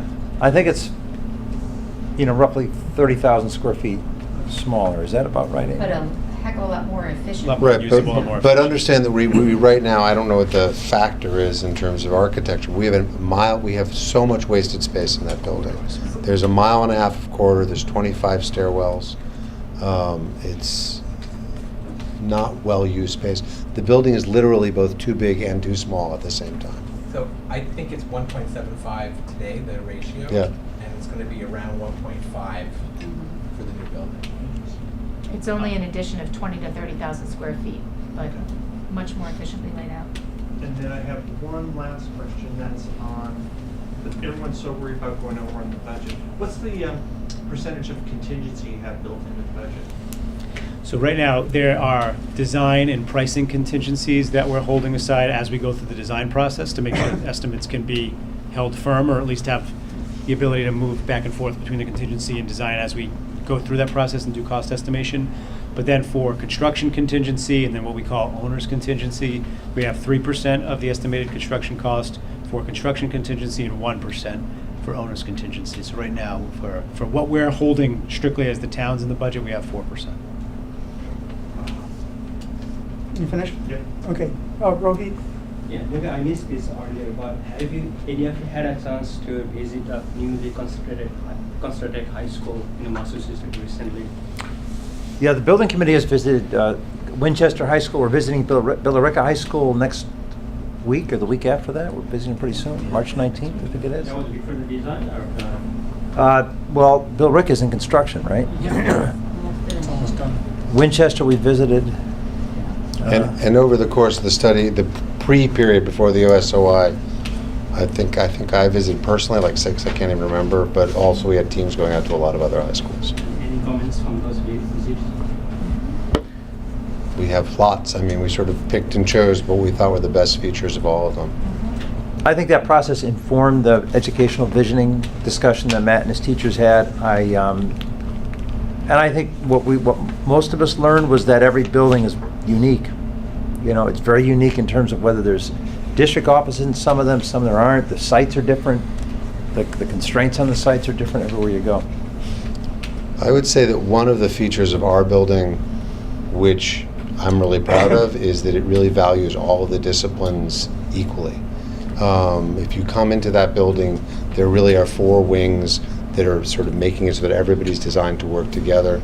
You don't have the performing arts down a big stairwell around the corner, or you don't walk into a giant field house. Everybody's sort of sized appropriately for the program and valued equally and designed to be kind of close to everybody, which I think is going to create a really collaborative feeling in the program. Okay. You finished? Yeah. Yep. Okay. Alan? Just quickly returning to the question of what happens if you start fading, moving away from the plan. Apparently that did happen in the Concord and Carlisle project where they changed a bit of the scope, schedule, budget, and the MSBA stopped the payments. And there was apparently a mad scramble and some staffing changes, and they got back in line. But the MSBA does have a pretty large hammer. It's not like we just absorb the difference, but we potentially could lose the whole reimbursement. So it's a big hammer. Once you made that agreement, you stick to it. And I think if you sort of Google that, you can find a lot of articles and wailing and gnashing of teeth when that happened. Okay, Alan. Okay, Dean.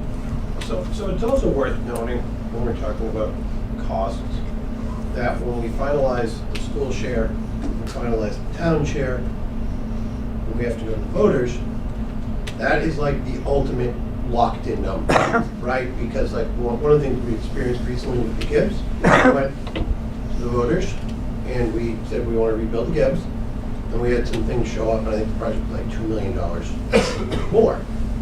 So yours truly had to call the MSBA and with a DOR and ask to increase the debt exclusion, and they just said no. Like we want to increase it by $2 million, and they said no. You can increase it by $1 million because they kind of let you go with like 5%, but that's it. Like you're not going any more. It was really kind of interesting on how well they do diligence, is because 5% of 25 million, 1.25 million. So I thought it was really cute, and I put 1.25 million on the sheet. I sent it in, and then they came back with Charlie's capital planning report that said we only needed $1 million increase, and they were like, "See, you only actually want $1 million," and then we're down to $1 million. So the point becomes, once we go to the voters and we say it's going to be a $291.4 million project, that will be used against us repeatedly by the state if we wanted to spend more money. Right? Once the voters voted, that's the budget. There's no way around it.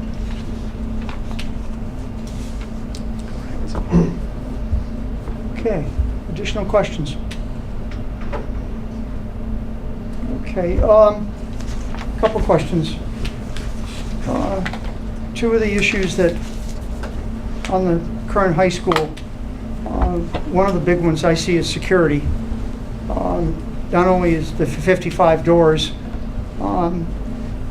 but the place is a monstrosity of dead ends and things like that. And I went to high school in a school that 4 teachers could control the whole thing. They just had to be at the right corners because it was all. So do you feel that this new school as principal will create a safe environment for the students as far as being able to control the areas where the students are, keep them in sight, and control the outside exits and entrances? I expect my blood pressure to go down about 20 points when this building is done because of that. I mean, absolutely. The spaces are secure, but even more so, they're secure in a way that doesn't make the kids feel like they're in a prison, right? They don't feel like they're walking down sort of long, corridors that are locked down. It will feel open and welcoming, but there are going to be 2 points of access. The places where people are, once they're in either of the academic wings, there's no reason to be in any of those spaces if there's no reason to be in any of those spaces. So no one's passing through them going somewhere else, no one's doing the circuit around the building, and you're constantly trying to figure out where they are. They're either in the space where they're getting the support, they're in the library where they're supposed to be, and there's lots of people there working with them, or they're in the classroom wings where they're in neighborhood spaces. I think the building will quiet down and feel so much more welcoming. There's a lot of kids, you'll hear this in our community a lot of the time, who feel very uncomfortable coming into the building because of the nature of the building, because of the hallways and the corners and every place where they're going. And my expectation is that this will also be a much more welcoming place for them, as well as being more secure. Okay. And if you're going to visit somebody in the administration wing, there is no reason why you have to be in the high school.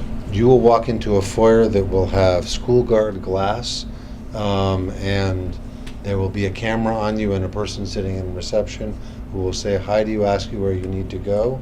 And once they've determined where you need to go, someone will either come and get you, or for the most part, 90% of the places that you need to go are right by that door. Okay. So there's no reason to be wandering through the building. But the administration wing will have its own entrance and exit? Yeah. Oh, their wing, yes. Okay.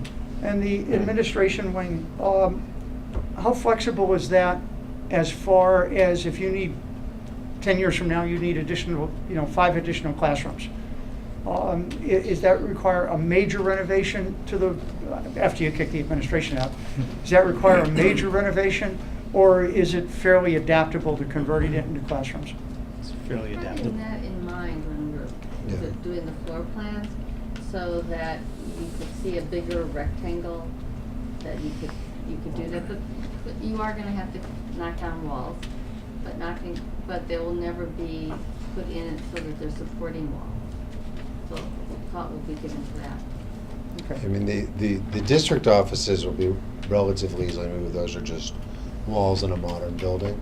The preschool, is a little, if we were to get into the preschool, is a little more expensive because there's plumbing in all those rooms. Yeah. Which would be helpful for science labs, but also expensive to rebuild. And then the addition on the end would be relatively simple. Any additional questions from the committee? Okay, I'd like to thank you all for coming tonight. I'd like to thank you for your 2 to 2.5 years of work, and look forward to a successful conclusion. Once again, thank you very much for coming. Thank you. Thank you, that was fun. Thank you.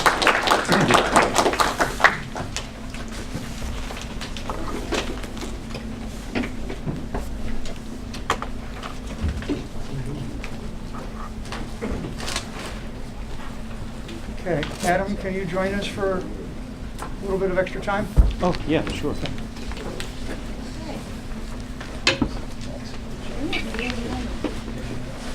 Okay, I asked the town manager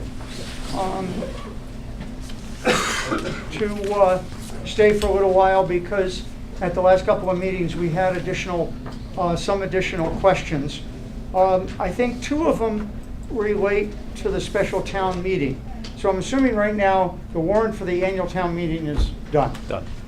Okay, so the special town meeting will consist of the article for the school, which we'll discuss in a few minutes. And now one issue is the request for an additional $25,000 for legal costs for the MUGAR. And I assume that will be in a special town meeting article? Correct. Okay.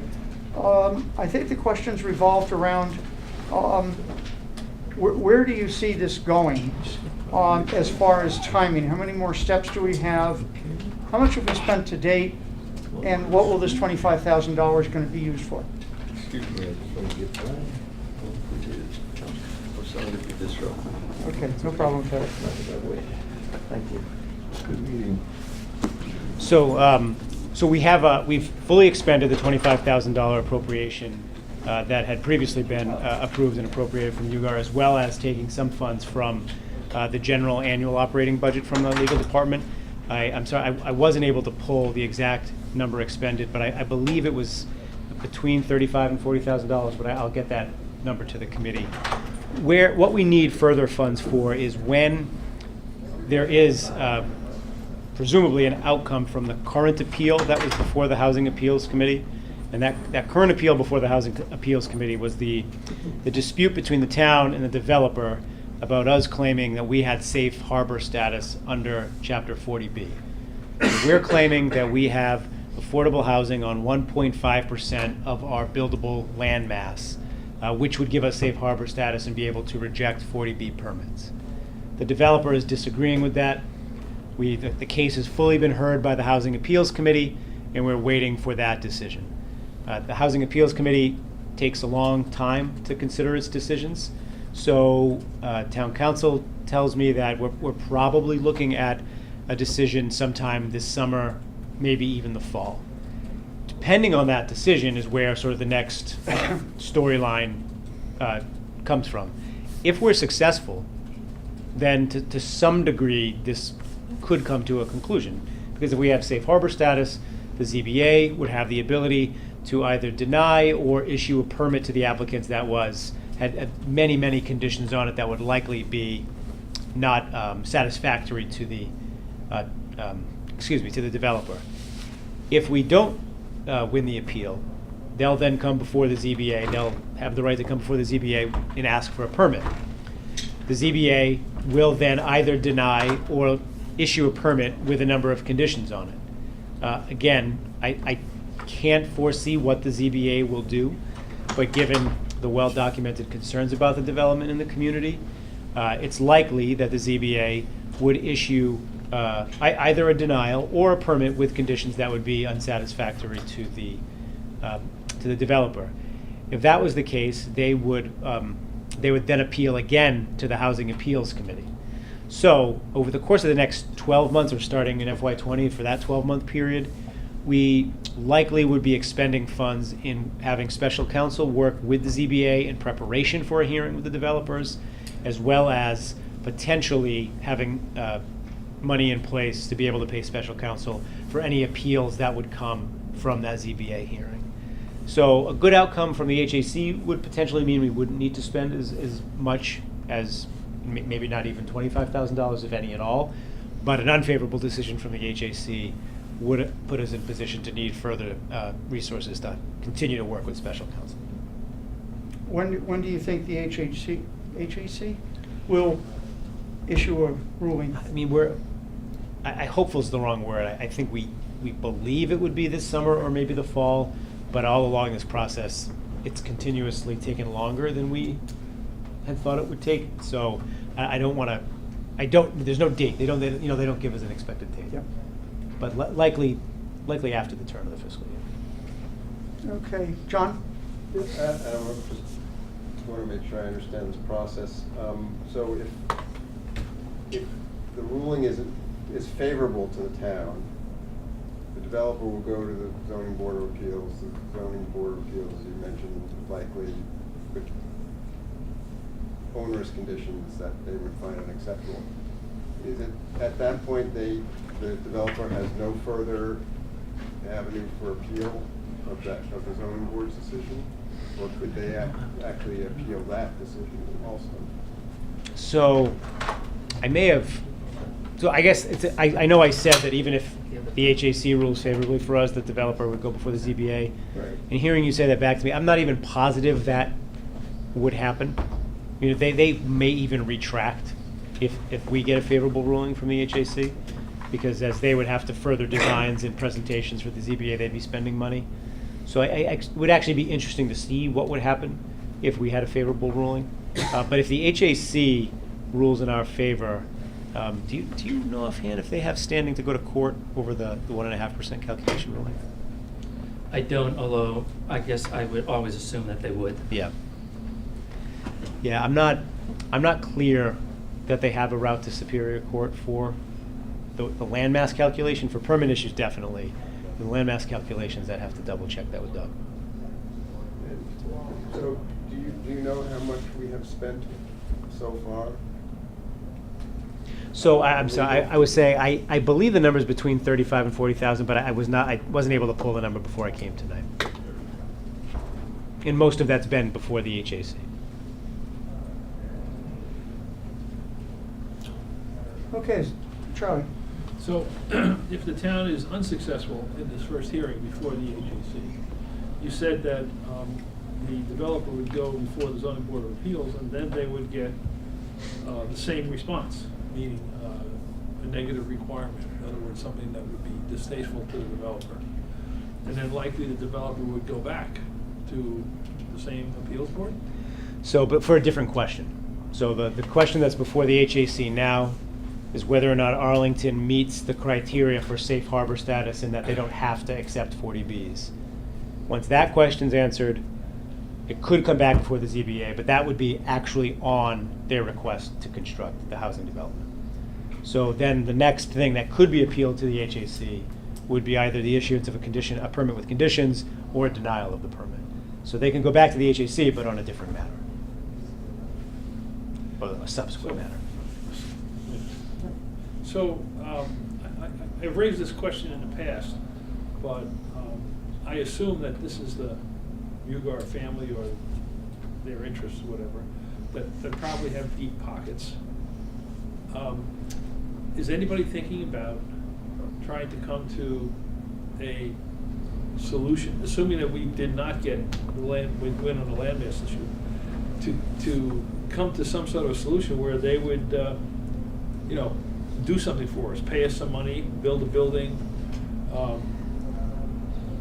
you know, improve the Hardy School or something to compensate for the use of this land. So the answer is yes, we are thinking about it. And I think the time to consider that, and it would be tricky given sort of community interest in the project, but the time for that would be if the ZBA ultimately does start to hear the permit and is considering issuing conditions. I think that would be, the time would be then, because what we still would hold is the ability to deny, have to make the developer wait to go through an HAC process. Know that even if the HAC ultimately awarded them the ability to build, that we could then pursue it in court.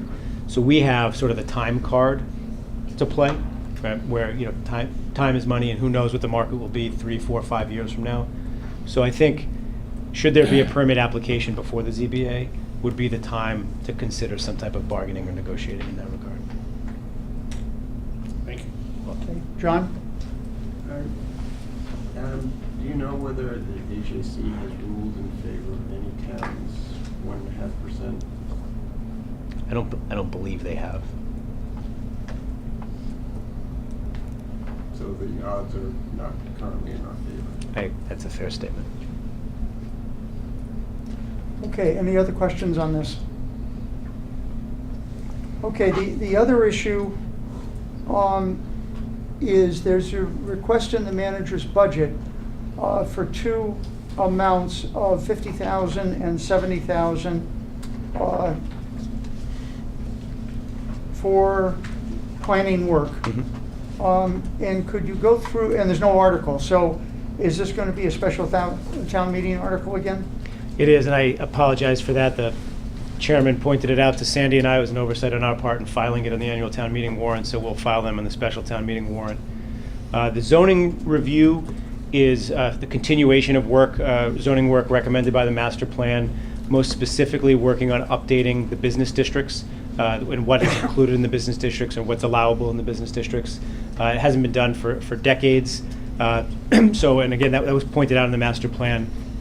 And as we're sort of churning along after doing zoning recodification, looking this year at improving or changing, I don't know what the right word is, updating the mixed use that was adopted in 2016 this year, along with some signage updates and other issues around development along the commercial corridors. The next thing we want to look at is updating the business districts. The other matter, I believe, what we call it, design guidelines or design review.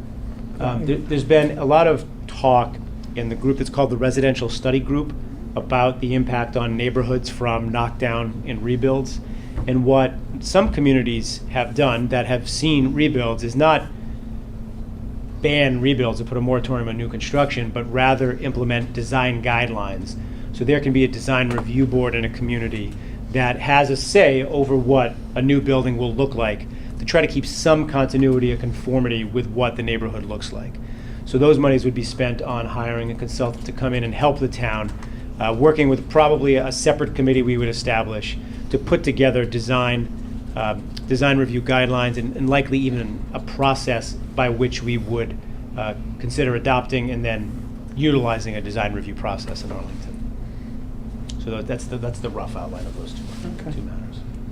Now, this is really the first we've had of this.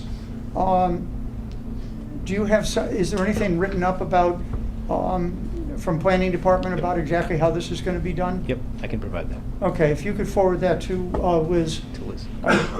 We would appreciate it. Now, were there any other specific questions on the issues that we've had before? Tonight, by the way, in a few minutes, I want to open back up to the high school and discuss that, and if the committee is ready to vote on it. So I want to play plenty of time, but while the manager's here, is there any other questions for him? Rogi? I have a question. This might be out of scope, but I'm kind of curious about the German Lawrence campus at Arlington Heights. I don't know if you can comment on this one or what is going on. Is there an impact on the town?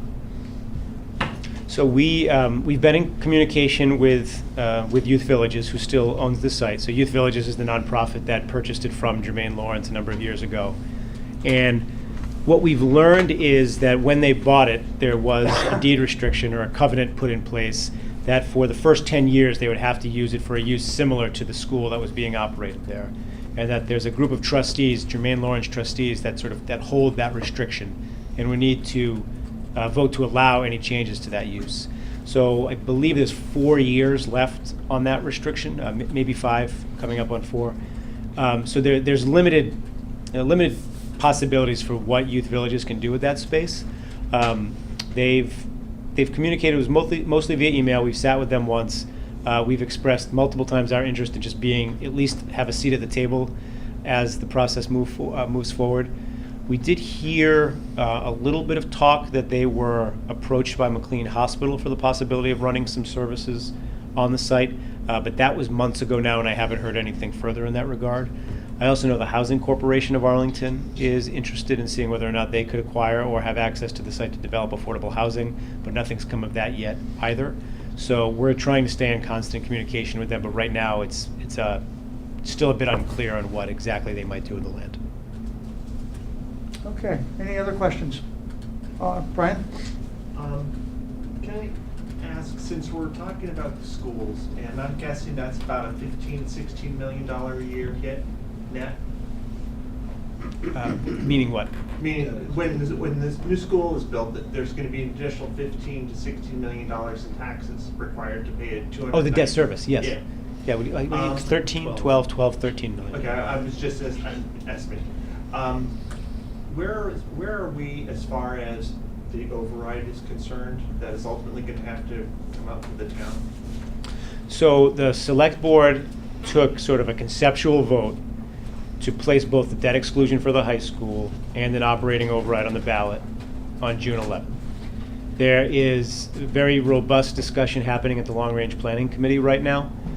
We've met now twice this calendar year, and we have 2 more meetings on the books, once on March 11th and again on March 19th, to continue that discussion. I don't know how much you want me to get into that. There's a dialogue back and forth between do we want to go for the override right now, given the good news that we received from the governor's budget for Chapter 70. Depending on your answer to that, the school committee and school department are asking for increases in school spending to meet up with a 5-year plan they've developed. So if the answer is yes to the override, then it becomes the amount. Are you just looking to extend what we have in place using the benefit of the governor's budget, or do you want to dedicate more resources to the school department? So over the course of the next month, ultimately the select board needs to decide, with advice from the finance committee, the long range planning committee, and obviously others in the community, does it ultimately want to stick with that conceptual vote to place an override on the ballot? And not more importantly, but with more detail, if they say yes, what exactly does it look like? How much is it? How long is it going to last? What is it going to fund? So that's unknown at this point.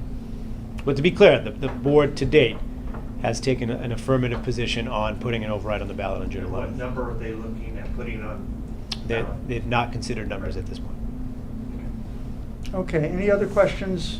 That will take only a couple minutes. Annie? Only a couple of minutes. Seems to me that in the 5-year plan, the way we've been doing 5-year planning for the last 10 years, 13 years, that we have now got what I call an amplitude problem. Peaks are higher, drop is steeper, new need is higher. Is there some thinking about how we might think about how we're planning differently to avoid that amplitude problem on long-range planning? So, two answers to that. One, the amplitude is driven by the length of the override. Yeah. So the more you push it off, the higher your, I'm not sure if it's a verb or adjective or how to use amplitude, but the more you're amplituding, the more you're amplituding your cliff. So that's part of it, right? It's been 8 years since the override. So when we are fully done with override stabilization funds, there's a large accumulation of structural deficits to need to close. So that's one. The second one is, though we've capped pension spending, we've done really well with health insurance spending over the past 8 years, We've maintained commitments to keep the town budgets growing by no more than 3.25% a year. By no fault of the school department, enrollment continues to go through the roof. So the growth factor has become one of the primary year-over-year drivers in the structural deficit. So I don't mean that to be a blaming statement by any means, but I think what we're seeing is, as we've worked hard and in some ways been the beneficiary of good news to control certain costs, the growth factor has eaten those up and more and continued to drive the structural deficit into the future years. Okay, any other questions? You two are welcome to stay if you'd like, but what I'd like to do now... Thank you. Okay, so we spent a large part of today and with your questions on the high school building project. Hopefully you've been following it, reading the net pages, developing your thoughts, and I open it to the committee. What is the will of the committee on the high school project? Dean. So I was going to start by saying that we move to support it, but then I realized it's an appropriation, so it's our motion. So what do we do? Well, the recommendation from the high school building committee was $291.4 million. Yeah, so I move that we adopt that, and that will be our motion for the special. Yeah. I second. Discussion. This might be shorter than I thought. Okay, so the motion is made and seconded for $291.4 million. We'll get the wording from the town council on this project. Any further discussion? All those in favor, please say aye. Aye. Opposed? Unanimous. 3-4. So who makes the recommended motion on the school That'd committee? be ours. Would be ours. No, it's ours. It's a debt, the recommendation is for debt, 291. 91 million of debt. Of debt. Right. It's a debt appropriation. And you know, there was an answer earlier that wasn't exactly clear. I forget who raised the question, but if the state share, if the MSBA share goes down, the balance doesn't get taken up by quote unquote the town. It's not the town itself, it's the voters directly. Right. It's an increase in the debt excluded amount. So it hits the taxes.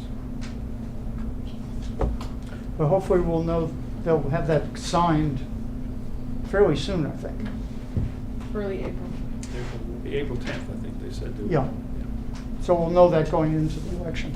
Alan? So just to be clear, what the debt vote in town meeting will be for the entire amount. That's right. Not the amount minus the expected MSBA reimbursement. It's the entire, it's Yeah. required to be the entire. It's a worst very case amount. specific wording that they require on that. Okay, John? And when exactly will it hit the tax rolls? Well, actually, that really depends on, you know, the treasurer working with the school building committee, you know, when they want to hit it. I think I've had some discussions. Okay. Yeah, so I think it's going to be spread out over 4 years. And Right, but starting when is my question. well, as soon as they start construction, there'll be a cash, you know, like a cash spend program put together by the architects or the construction manager, okay? And then the treasurer will start to borrow, probably ban against that construction schedule, and then the following year, whatever they banned the first year, they will put into bonds, and it'll start to hit the tax rate, you know, when the bans are, the year after the bans are put in place.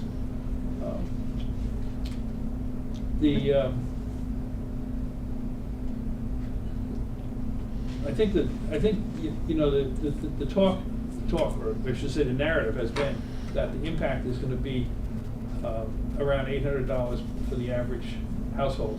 But that won't hit for 4 years. I mean, it'll be gradual before that actually hits, the full amount hits the tax rate. There's sort of a couple different ways you can do it. You can, you know, hit the voters over the head with the 2x4 right away, or you could stretch it out as Charlie has said. That would be sort of a policy decision that needs to be done. But yeah, you can do bands. You can't, I think there are restrictions against doing it all at once if you're not going to spend it all at once, because there's state and federal rules against arbitrage. Right. So if we borrowed it all at once but didn't use it and then tried to raise, get earnings on it, there are some complications there. And I don't believe the state pays a penny till everything's built and it's up and running. Is that correct? No. No. The state pays and hasn't, ever since the MSBA came out, the state pays their share essentially pro rata. Immediately? Whenever the bills are. Yeah, no, well, I'm saying, so if you take a bond anticipation note, they're gonna pay based on that? They're gonna, whatever the cash flow plan says. Okay. I mean, they save a lot of money that way, because if the town borrowed all the money and paid it, and then they reimbursed it later, they'd be paying extra interest that they wouldn't have to pay. So they changed that when they went from the SBAB to the MSBA about 10 years ago. That's the difference, okay. John? And what are the interest rate assumptions about that? When we said $12 to $13 million, $800 a household, assuming what interest rate? Because the reverse side of what you just said is that if I'm the not interest sure, but I suspect rate- it's around 3 or 4%. Yeah, the last two bond issues we did in 2017 and 2018 came in about 3.5%. Now the challenge here will be it's a really large issue, and we have to get 2 rating agencies to sign off, and we've got a little bit more risk. So 4.5%. I mean, it's not going to be incredibly high. It's not going to be like You're going out 30 years too. That usually stretches it out a But, bit. I mean, we don't know what the interest rate's gonna be in 4 years, but we're not ready yet. I mean, No. what percent Longer is? borrowing usually means lower interest rate. right. With the same Sure, 30-year but- mortgage on your house. Yeah. But if there's inflationary pressure on the economy, the interest rate could be 8% for. So that's one of the treasurers in 4 things, years. part of the reason we don't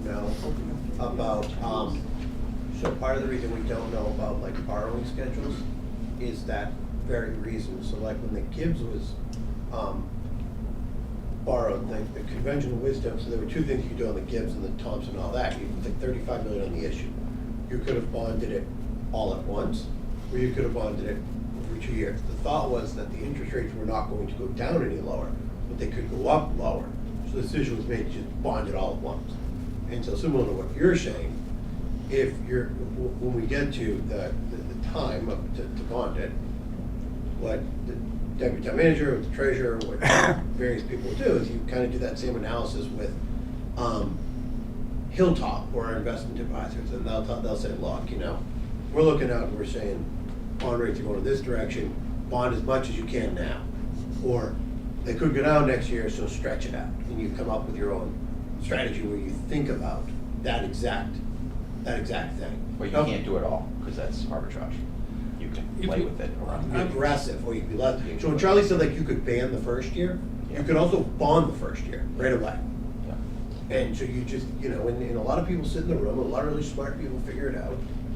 You go from there, but there's a downside to it, right? Because that's kind of the shock that part of the shock people felt this year on their tax increase was the decision to bond all the stuff for the Thompson and the Gibbs and the feasibility all at once. And so you lock in a lower rate and you don't have any guarantee. You have a security on that, like one rate, and when the rates go up, you're okay, but everybody feels the hit harder. It's sometimes as much a political decision as it is a financial decision. Alan? I was going to say, relative to timing, another thing that the selectmen have to consider is if you consider delaying the override vote, if the override vote would happen to be exactly when the bond increases hit your tax bill, then that can sacrifice it. So that's just part of the timing equation. Okay, so why don't we got a few minutes left? Why don't we, Mary Margaret, do you still have your rec and rink? No, but we could do some of the Health and Human Services. Oh, okay. But first I want to say, I talked to Sandy, and yes, the minimum wage is $11 an hour until July 1st, and then it'll be $12 an hour. And the reason for that is those budgets were already voted by the time the edict came down to raise minimum wage. And so a special dispensation was given to cities and towns to do it that way, and not increase the minimum wage until July 1st. Okay, but does it apply to municipalities? Apparently it does. Yes. Yep, okay. Okay, so let's do the human services, if everybody can pull out their budgets.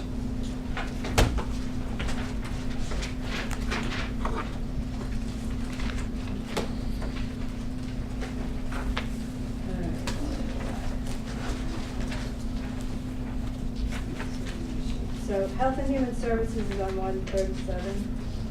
I'm sorry, what page? 137. Okay.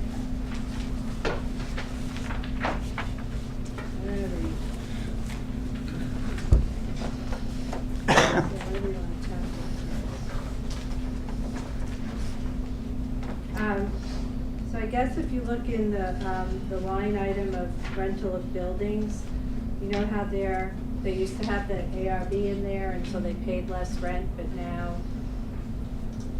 everybody that's in that building is paying a little bit more rent, so that accounts for the jump from 26,000 to 37,000. Now, are they in the central school? Or are they in the? In the senior center in Maple Street. Yeah, in the central school. Let's see.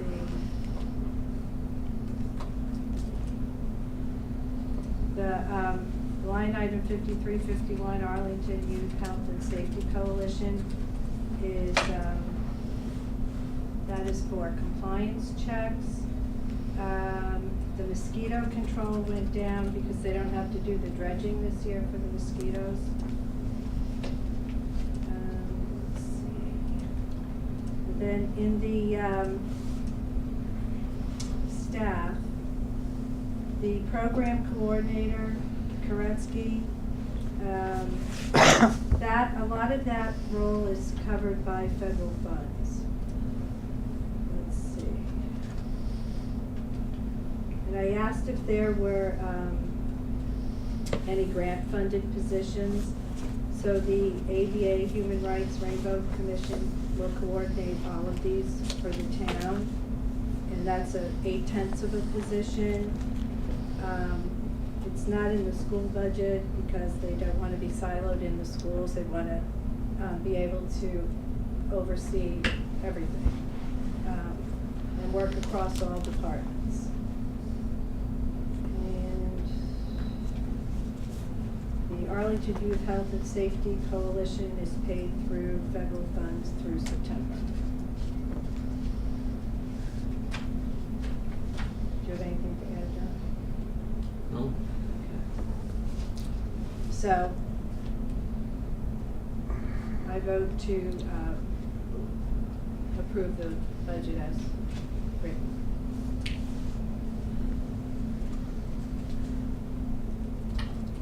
Second. Is there a second? Okay. Okay, questions? Christine? I thought we heard from the water bodies people that there would be dredging at Clennon Park. Is that in this year? Do you know whether that's going to be done in 2019 or this budget? She specifically said that they don't need the dredging done in 2020, for the 2020 budget. Which is why there's a significant decrease. What are the compliance checks? Are these selling cigarettes? Tobacco, liquor. So they do the whole range? Yeah.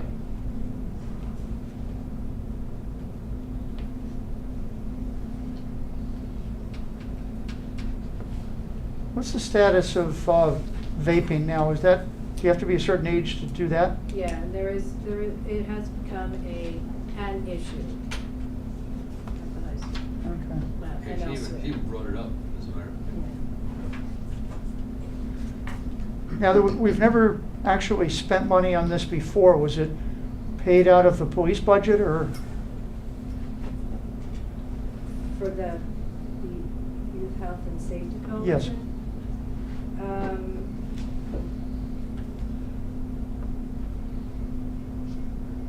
I don't think so. Because we used to, I remember doing this, it'd be in the papers and, Right, yeah, we did the compliance checks, but I don't think it came out of the police budget. You mean for the social worker that yeah. worked with the police? Well, did we do compliance checks this year? I don't know if she did, but they do them fairly regularly. Okay.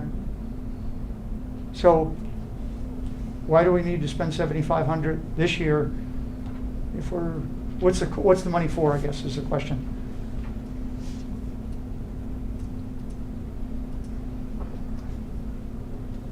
You know what, I'll have to go back and ask, because maybe I misunderstood whether, I know that they've done them every year. Isn't it? But, yeah. I think it's Koretsky that does that, see? It says Program Coordinator, AYHSC. And I think that a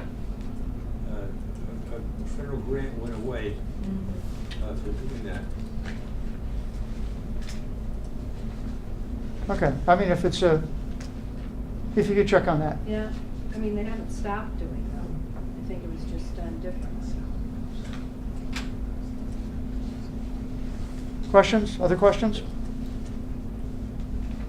Are they all at the senior center or some other place? Maybe I'm confused. They all do. All of the staff people work at the senior center, or some at that building behind the library, that yellow building? I actually don't know that. As far as I can tell, they're all there in the senior center. Oh. And they do the alcohol fees? Is that right? They collect the alcohol fees? No? No. I don't know what you're talking about, like the alcohol fees. Alcohol licenses? No. Sorry, I thought I heard you say about, I guess you were talking about their tobacco. Right, they check to make sure people aren't selling alcohol to minors or cigarettes to minors. Do they collect any money for anything? Like, I'm looking at, we got this week the report on fiscal year 2018 revenue. There's 5 pages of mostly incomprehensible data, but there's like $10,000 for cigarettes, tobacco. So who's collecting that? Is that these guys or somebody else? That's probably the Board of Selectmen. The Board of Selectmen issue licenses to, well, probably, Anna, you would. Yes, so we do licenses, permits, fees, fines, all that kind of stuff is under our purview, but all that money is collected and goes into the general fund. It's not assigned to the departments. There's some small amount of departmental revenue that the departments collect directly, like over their front desks. Yeah. So, but even that money goes into the general fund. Departments don't get to keep their money or offset their budgets with it. I mean, they're also With rare responsible for making sure the gas pumps are correct. Right. And sending the right amount, and that when you weigh things in the grocery store, that those machines are set correctly. Who is the sealer of weights and measures these days? They do the work, selectmen collect the money. Yeah. It's all, I believe, it's all general fund money. Yeah. But they don't, like, if they find somebody selling cigarettes to somebody who's 16 years old, then they report their findings to the Board of Selectmen. The Board of Selectmen have them come in and do whatever punishments and whatever fines are suitable. Yeah, I understand it goes to the general fund. I guess it would be interesting to me to know if in fiscal year 2016, the license fees that they managed amounted to $100,000, and then the next year it was $0. That would be something that would be interesting to know when budget. So you want to know how many times they do the compliance checks and then what the fees are? Or I'm just curious to know, fines are? from year to year, how much do the things that they manage contribute to the general fund? And is it more or less? Is it a tiny amount of money or a lot of money? And does it change from one year to the next, or is it always the exact same? Hopefully it changes and that people don't sell cigarettes to minors. Yeah, I think it varies. If, you know, the selectmen haul in 2 stores and strip them of their ability to sell cigarettes or liquor for 2 months, Yeah. that tends to have an impact, and you don't see anybody for another 2 years. And, you know, so it could go up and down. You're talking about license fees, or you're talking about fines? Fines tend to go up and down a little bit, but license fees tend to be a pretty consistent income stream. And that data is available, like on the town website, if you go to the financial page, there's a bunch of different places you can see it. In the standard financial reporting, you can see it, you can see individual budget, So they're also responsible for also examining all the restaurants in town and making sure that they meet standards, and for example, that you don't have the staff lunches in the same refrigerator as the food that is served to the public, things like that. I know that the town GIS person, Adam Karowski, was involved in a program to simplify the permitting process for restaurants, because the person trying to get a license went to like 4 different offices, and it took a very long time. Has that been launched? Is that? I don't know, that's not something she would do. I think it was, she had one of the licenses was that department. I mean, most of the licenses go through the clerk, the building inspector, or the selectman. Right, and if you wanted a restaurant, you needed all of those, plus this one. Yeah, It was a very messy process. there's a process of each department signing off, okay, and then putting their terms and conditions on it. So what you're really talking about is what is the workflow that goes around, and I believe Adam was trying to automate that workflow, as opposed to it being paperwork that goes to the police department, they examine it, sign off, and then send it to the fire department. Electronically, it can flow without that. The good news is. That would be an Adam question. The good news is, outside of like Chelmsford, was a really streamlined process. Yeah. As someone who operates in restaurants in 60 towns, we're no worse than anyone else. Like, we're bad, we're just as bad as everyone else, so. There you go. Yeah. Okay, are there any other questions on this? You know, the compliance checks have got to be done. My guess is they lost a grant or something, but I'd like to know where the money came from in prior years. But I don't think we have to hold up the budget for it if the committee wants to go ahead. So what is your recommendation, Mary To Margaret? vote the budget as printed. 683, 696, okay, I think that's already been seconded. Any further discussion? Questions? Okay, all those in favor, please say aye. Aye. Opposed? Unanimous? Okay, next budget? Okay, the next one is the next one in line, which is the veterans budget.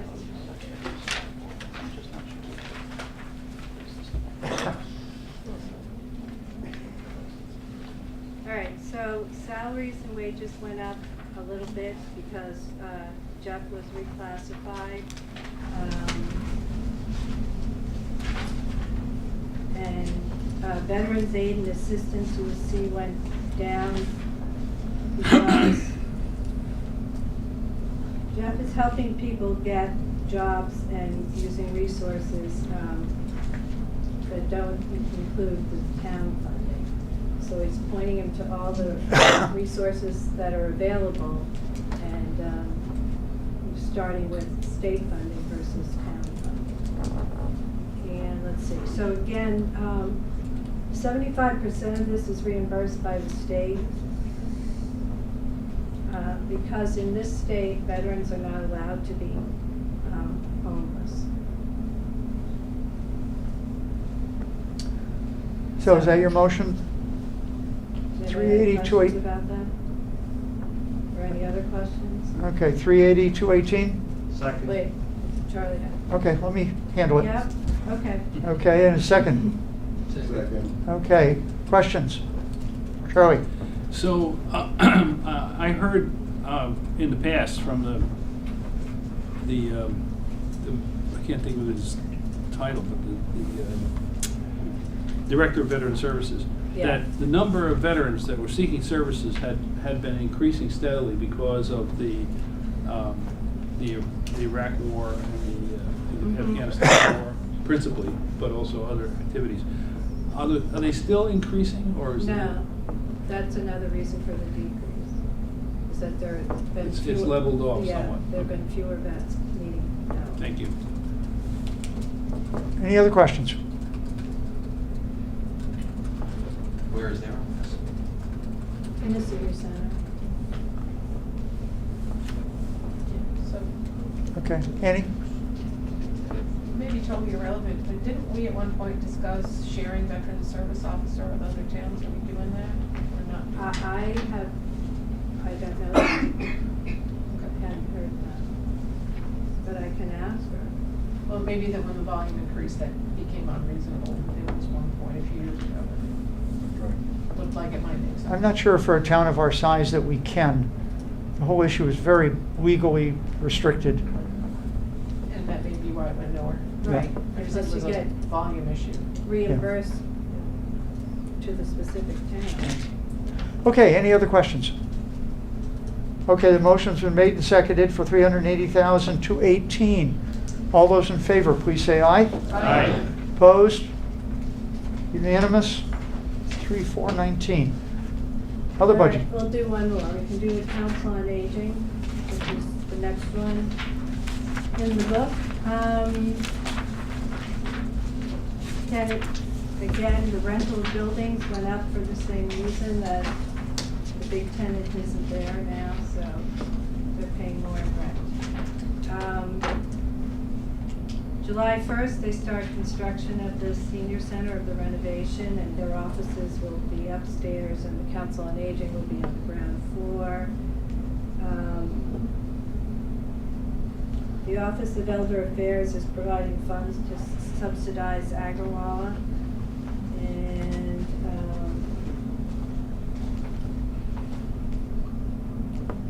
let's see. They're working on their fundraising campaign to get, for the new senior center, they will provide new furniture and programs. Let's see.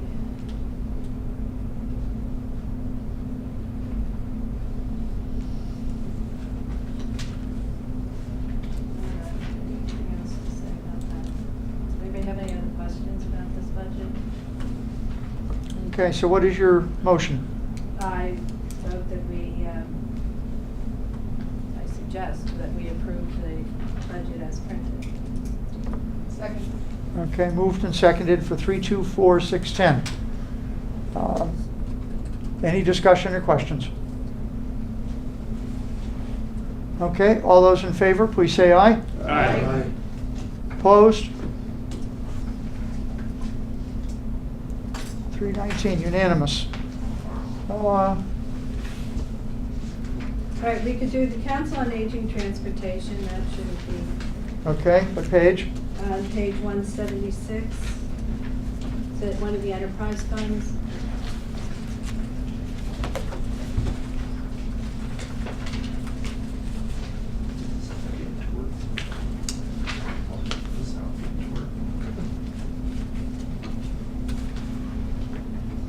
Let's see, what can you say about that? They have newer vehicles now, so the expense isn't as large as it had been. Training is paid out of grant funding.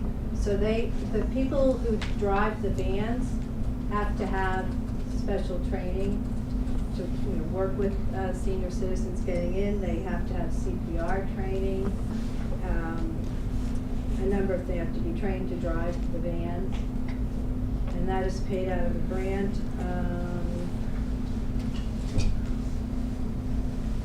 What else do we want to say?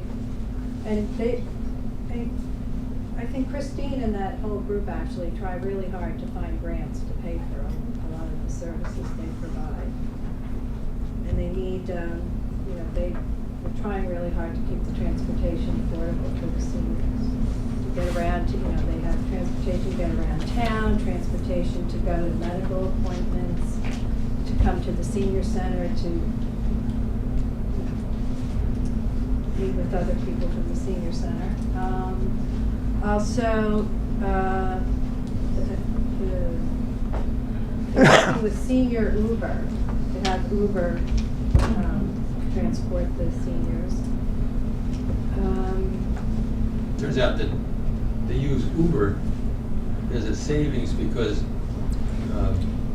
you have to transport somebody to, say, Mass General, then come back if it's their driver, and then take somebody else somewhere, say in Auburn, then drive back again to get the person at Mass General, so and it's then two back trips. again to get the person at Mount Auburn. And with Uber, it's just, one way drive. Yeah.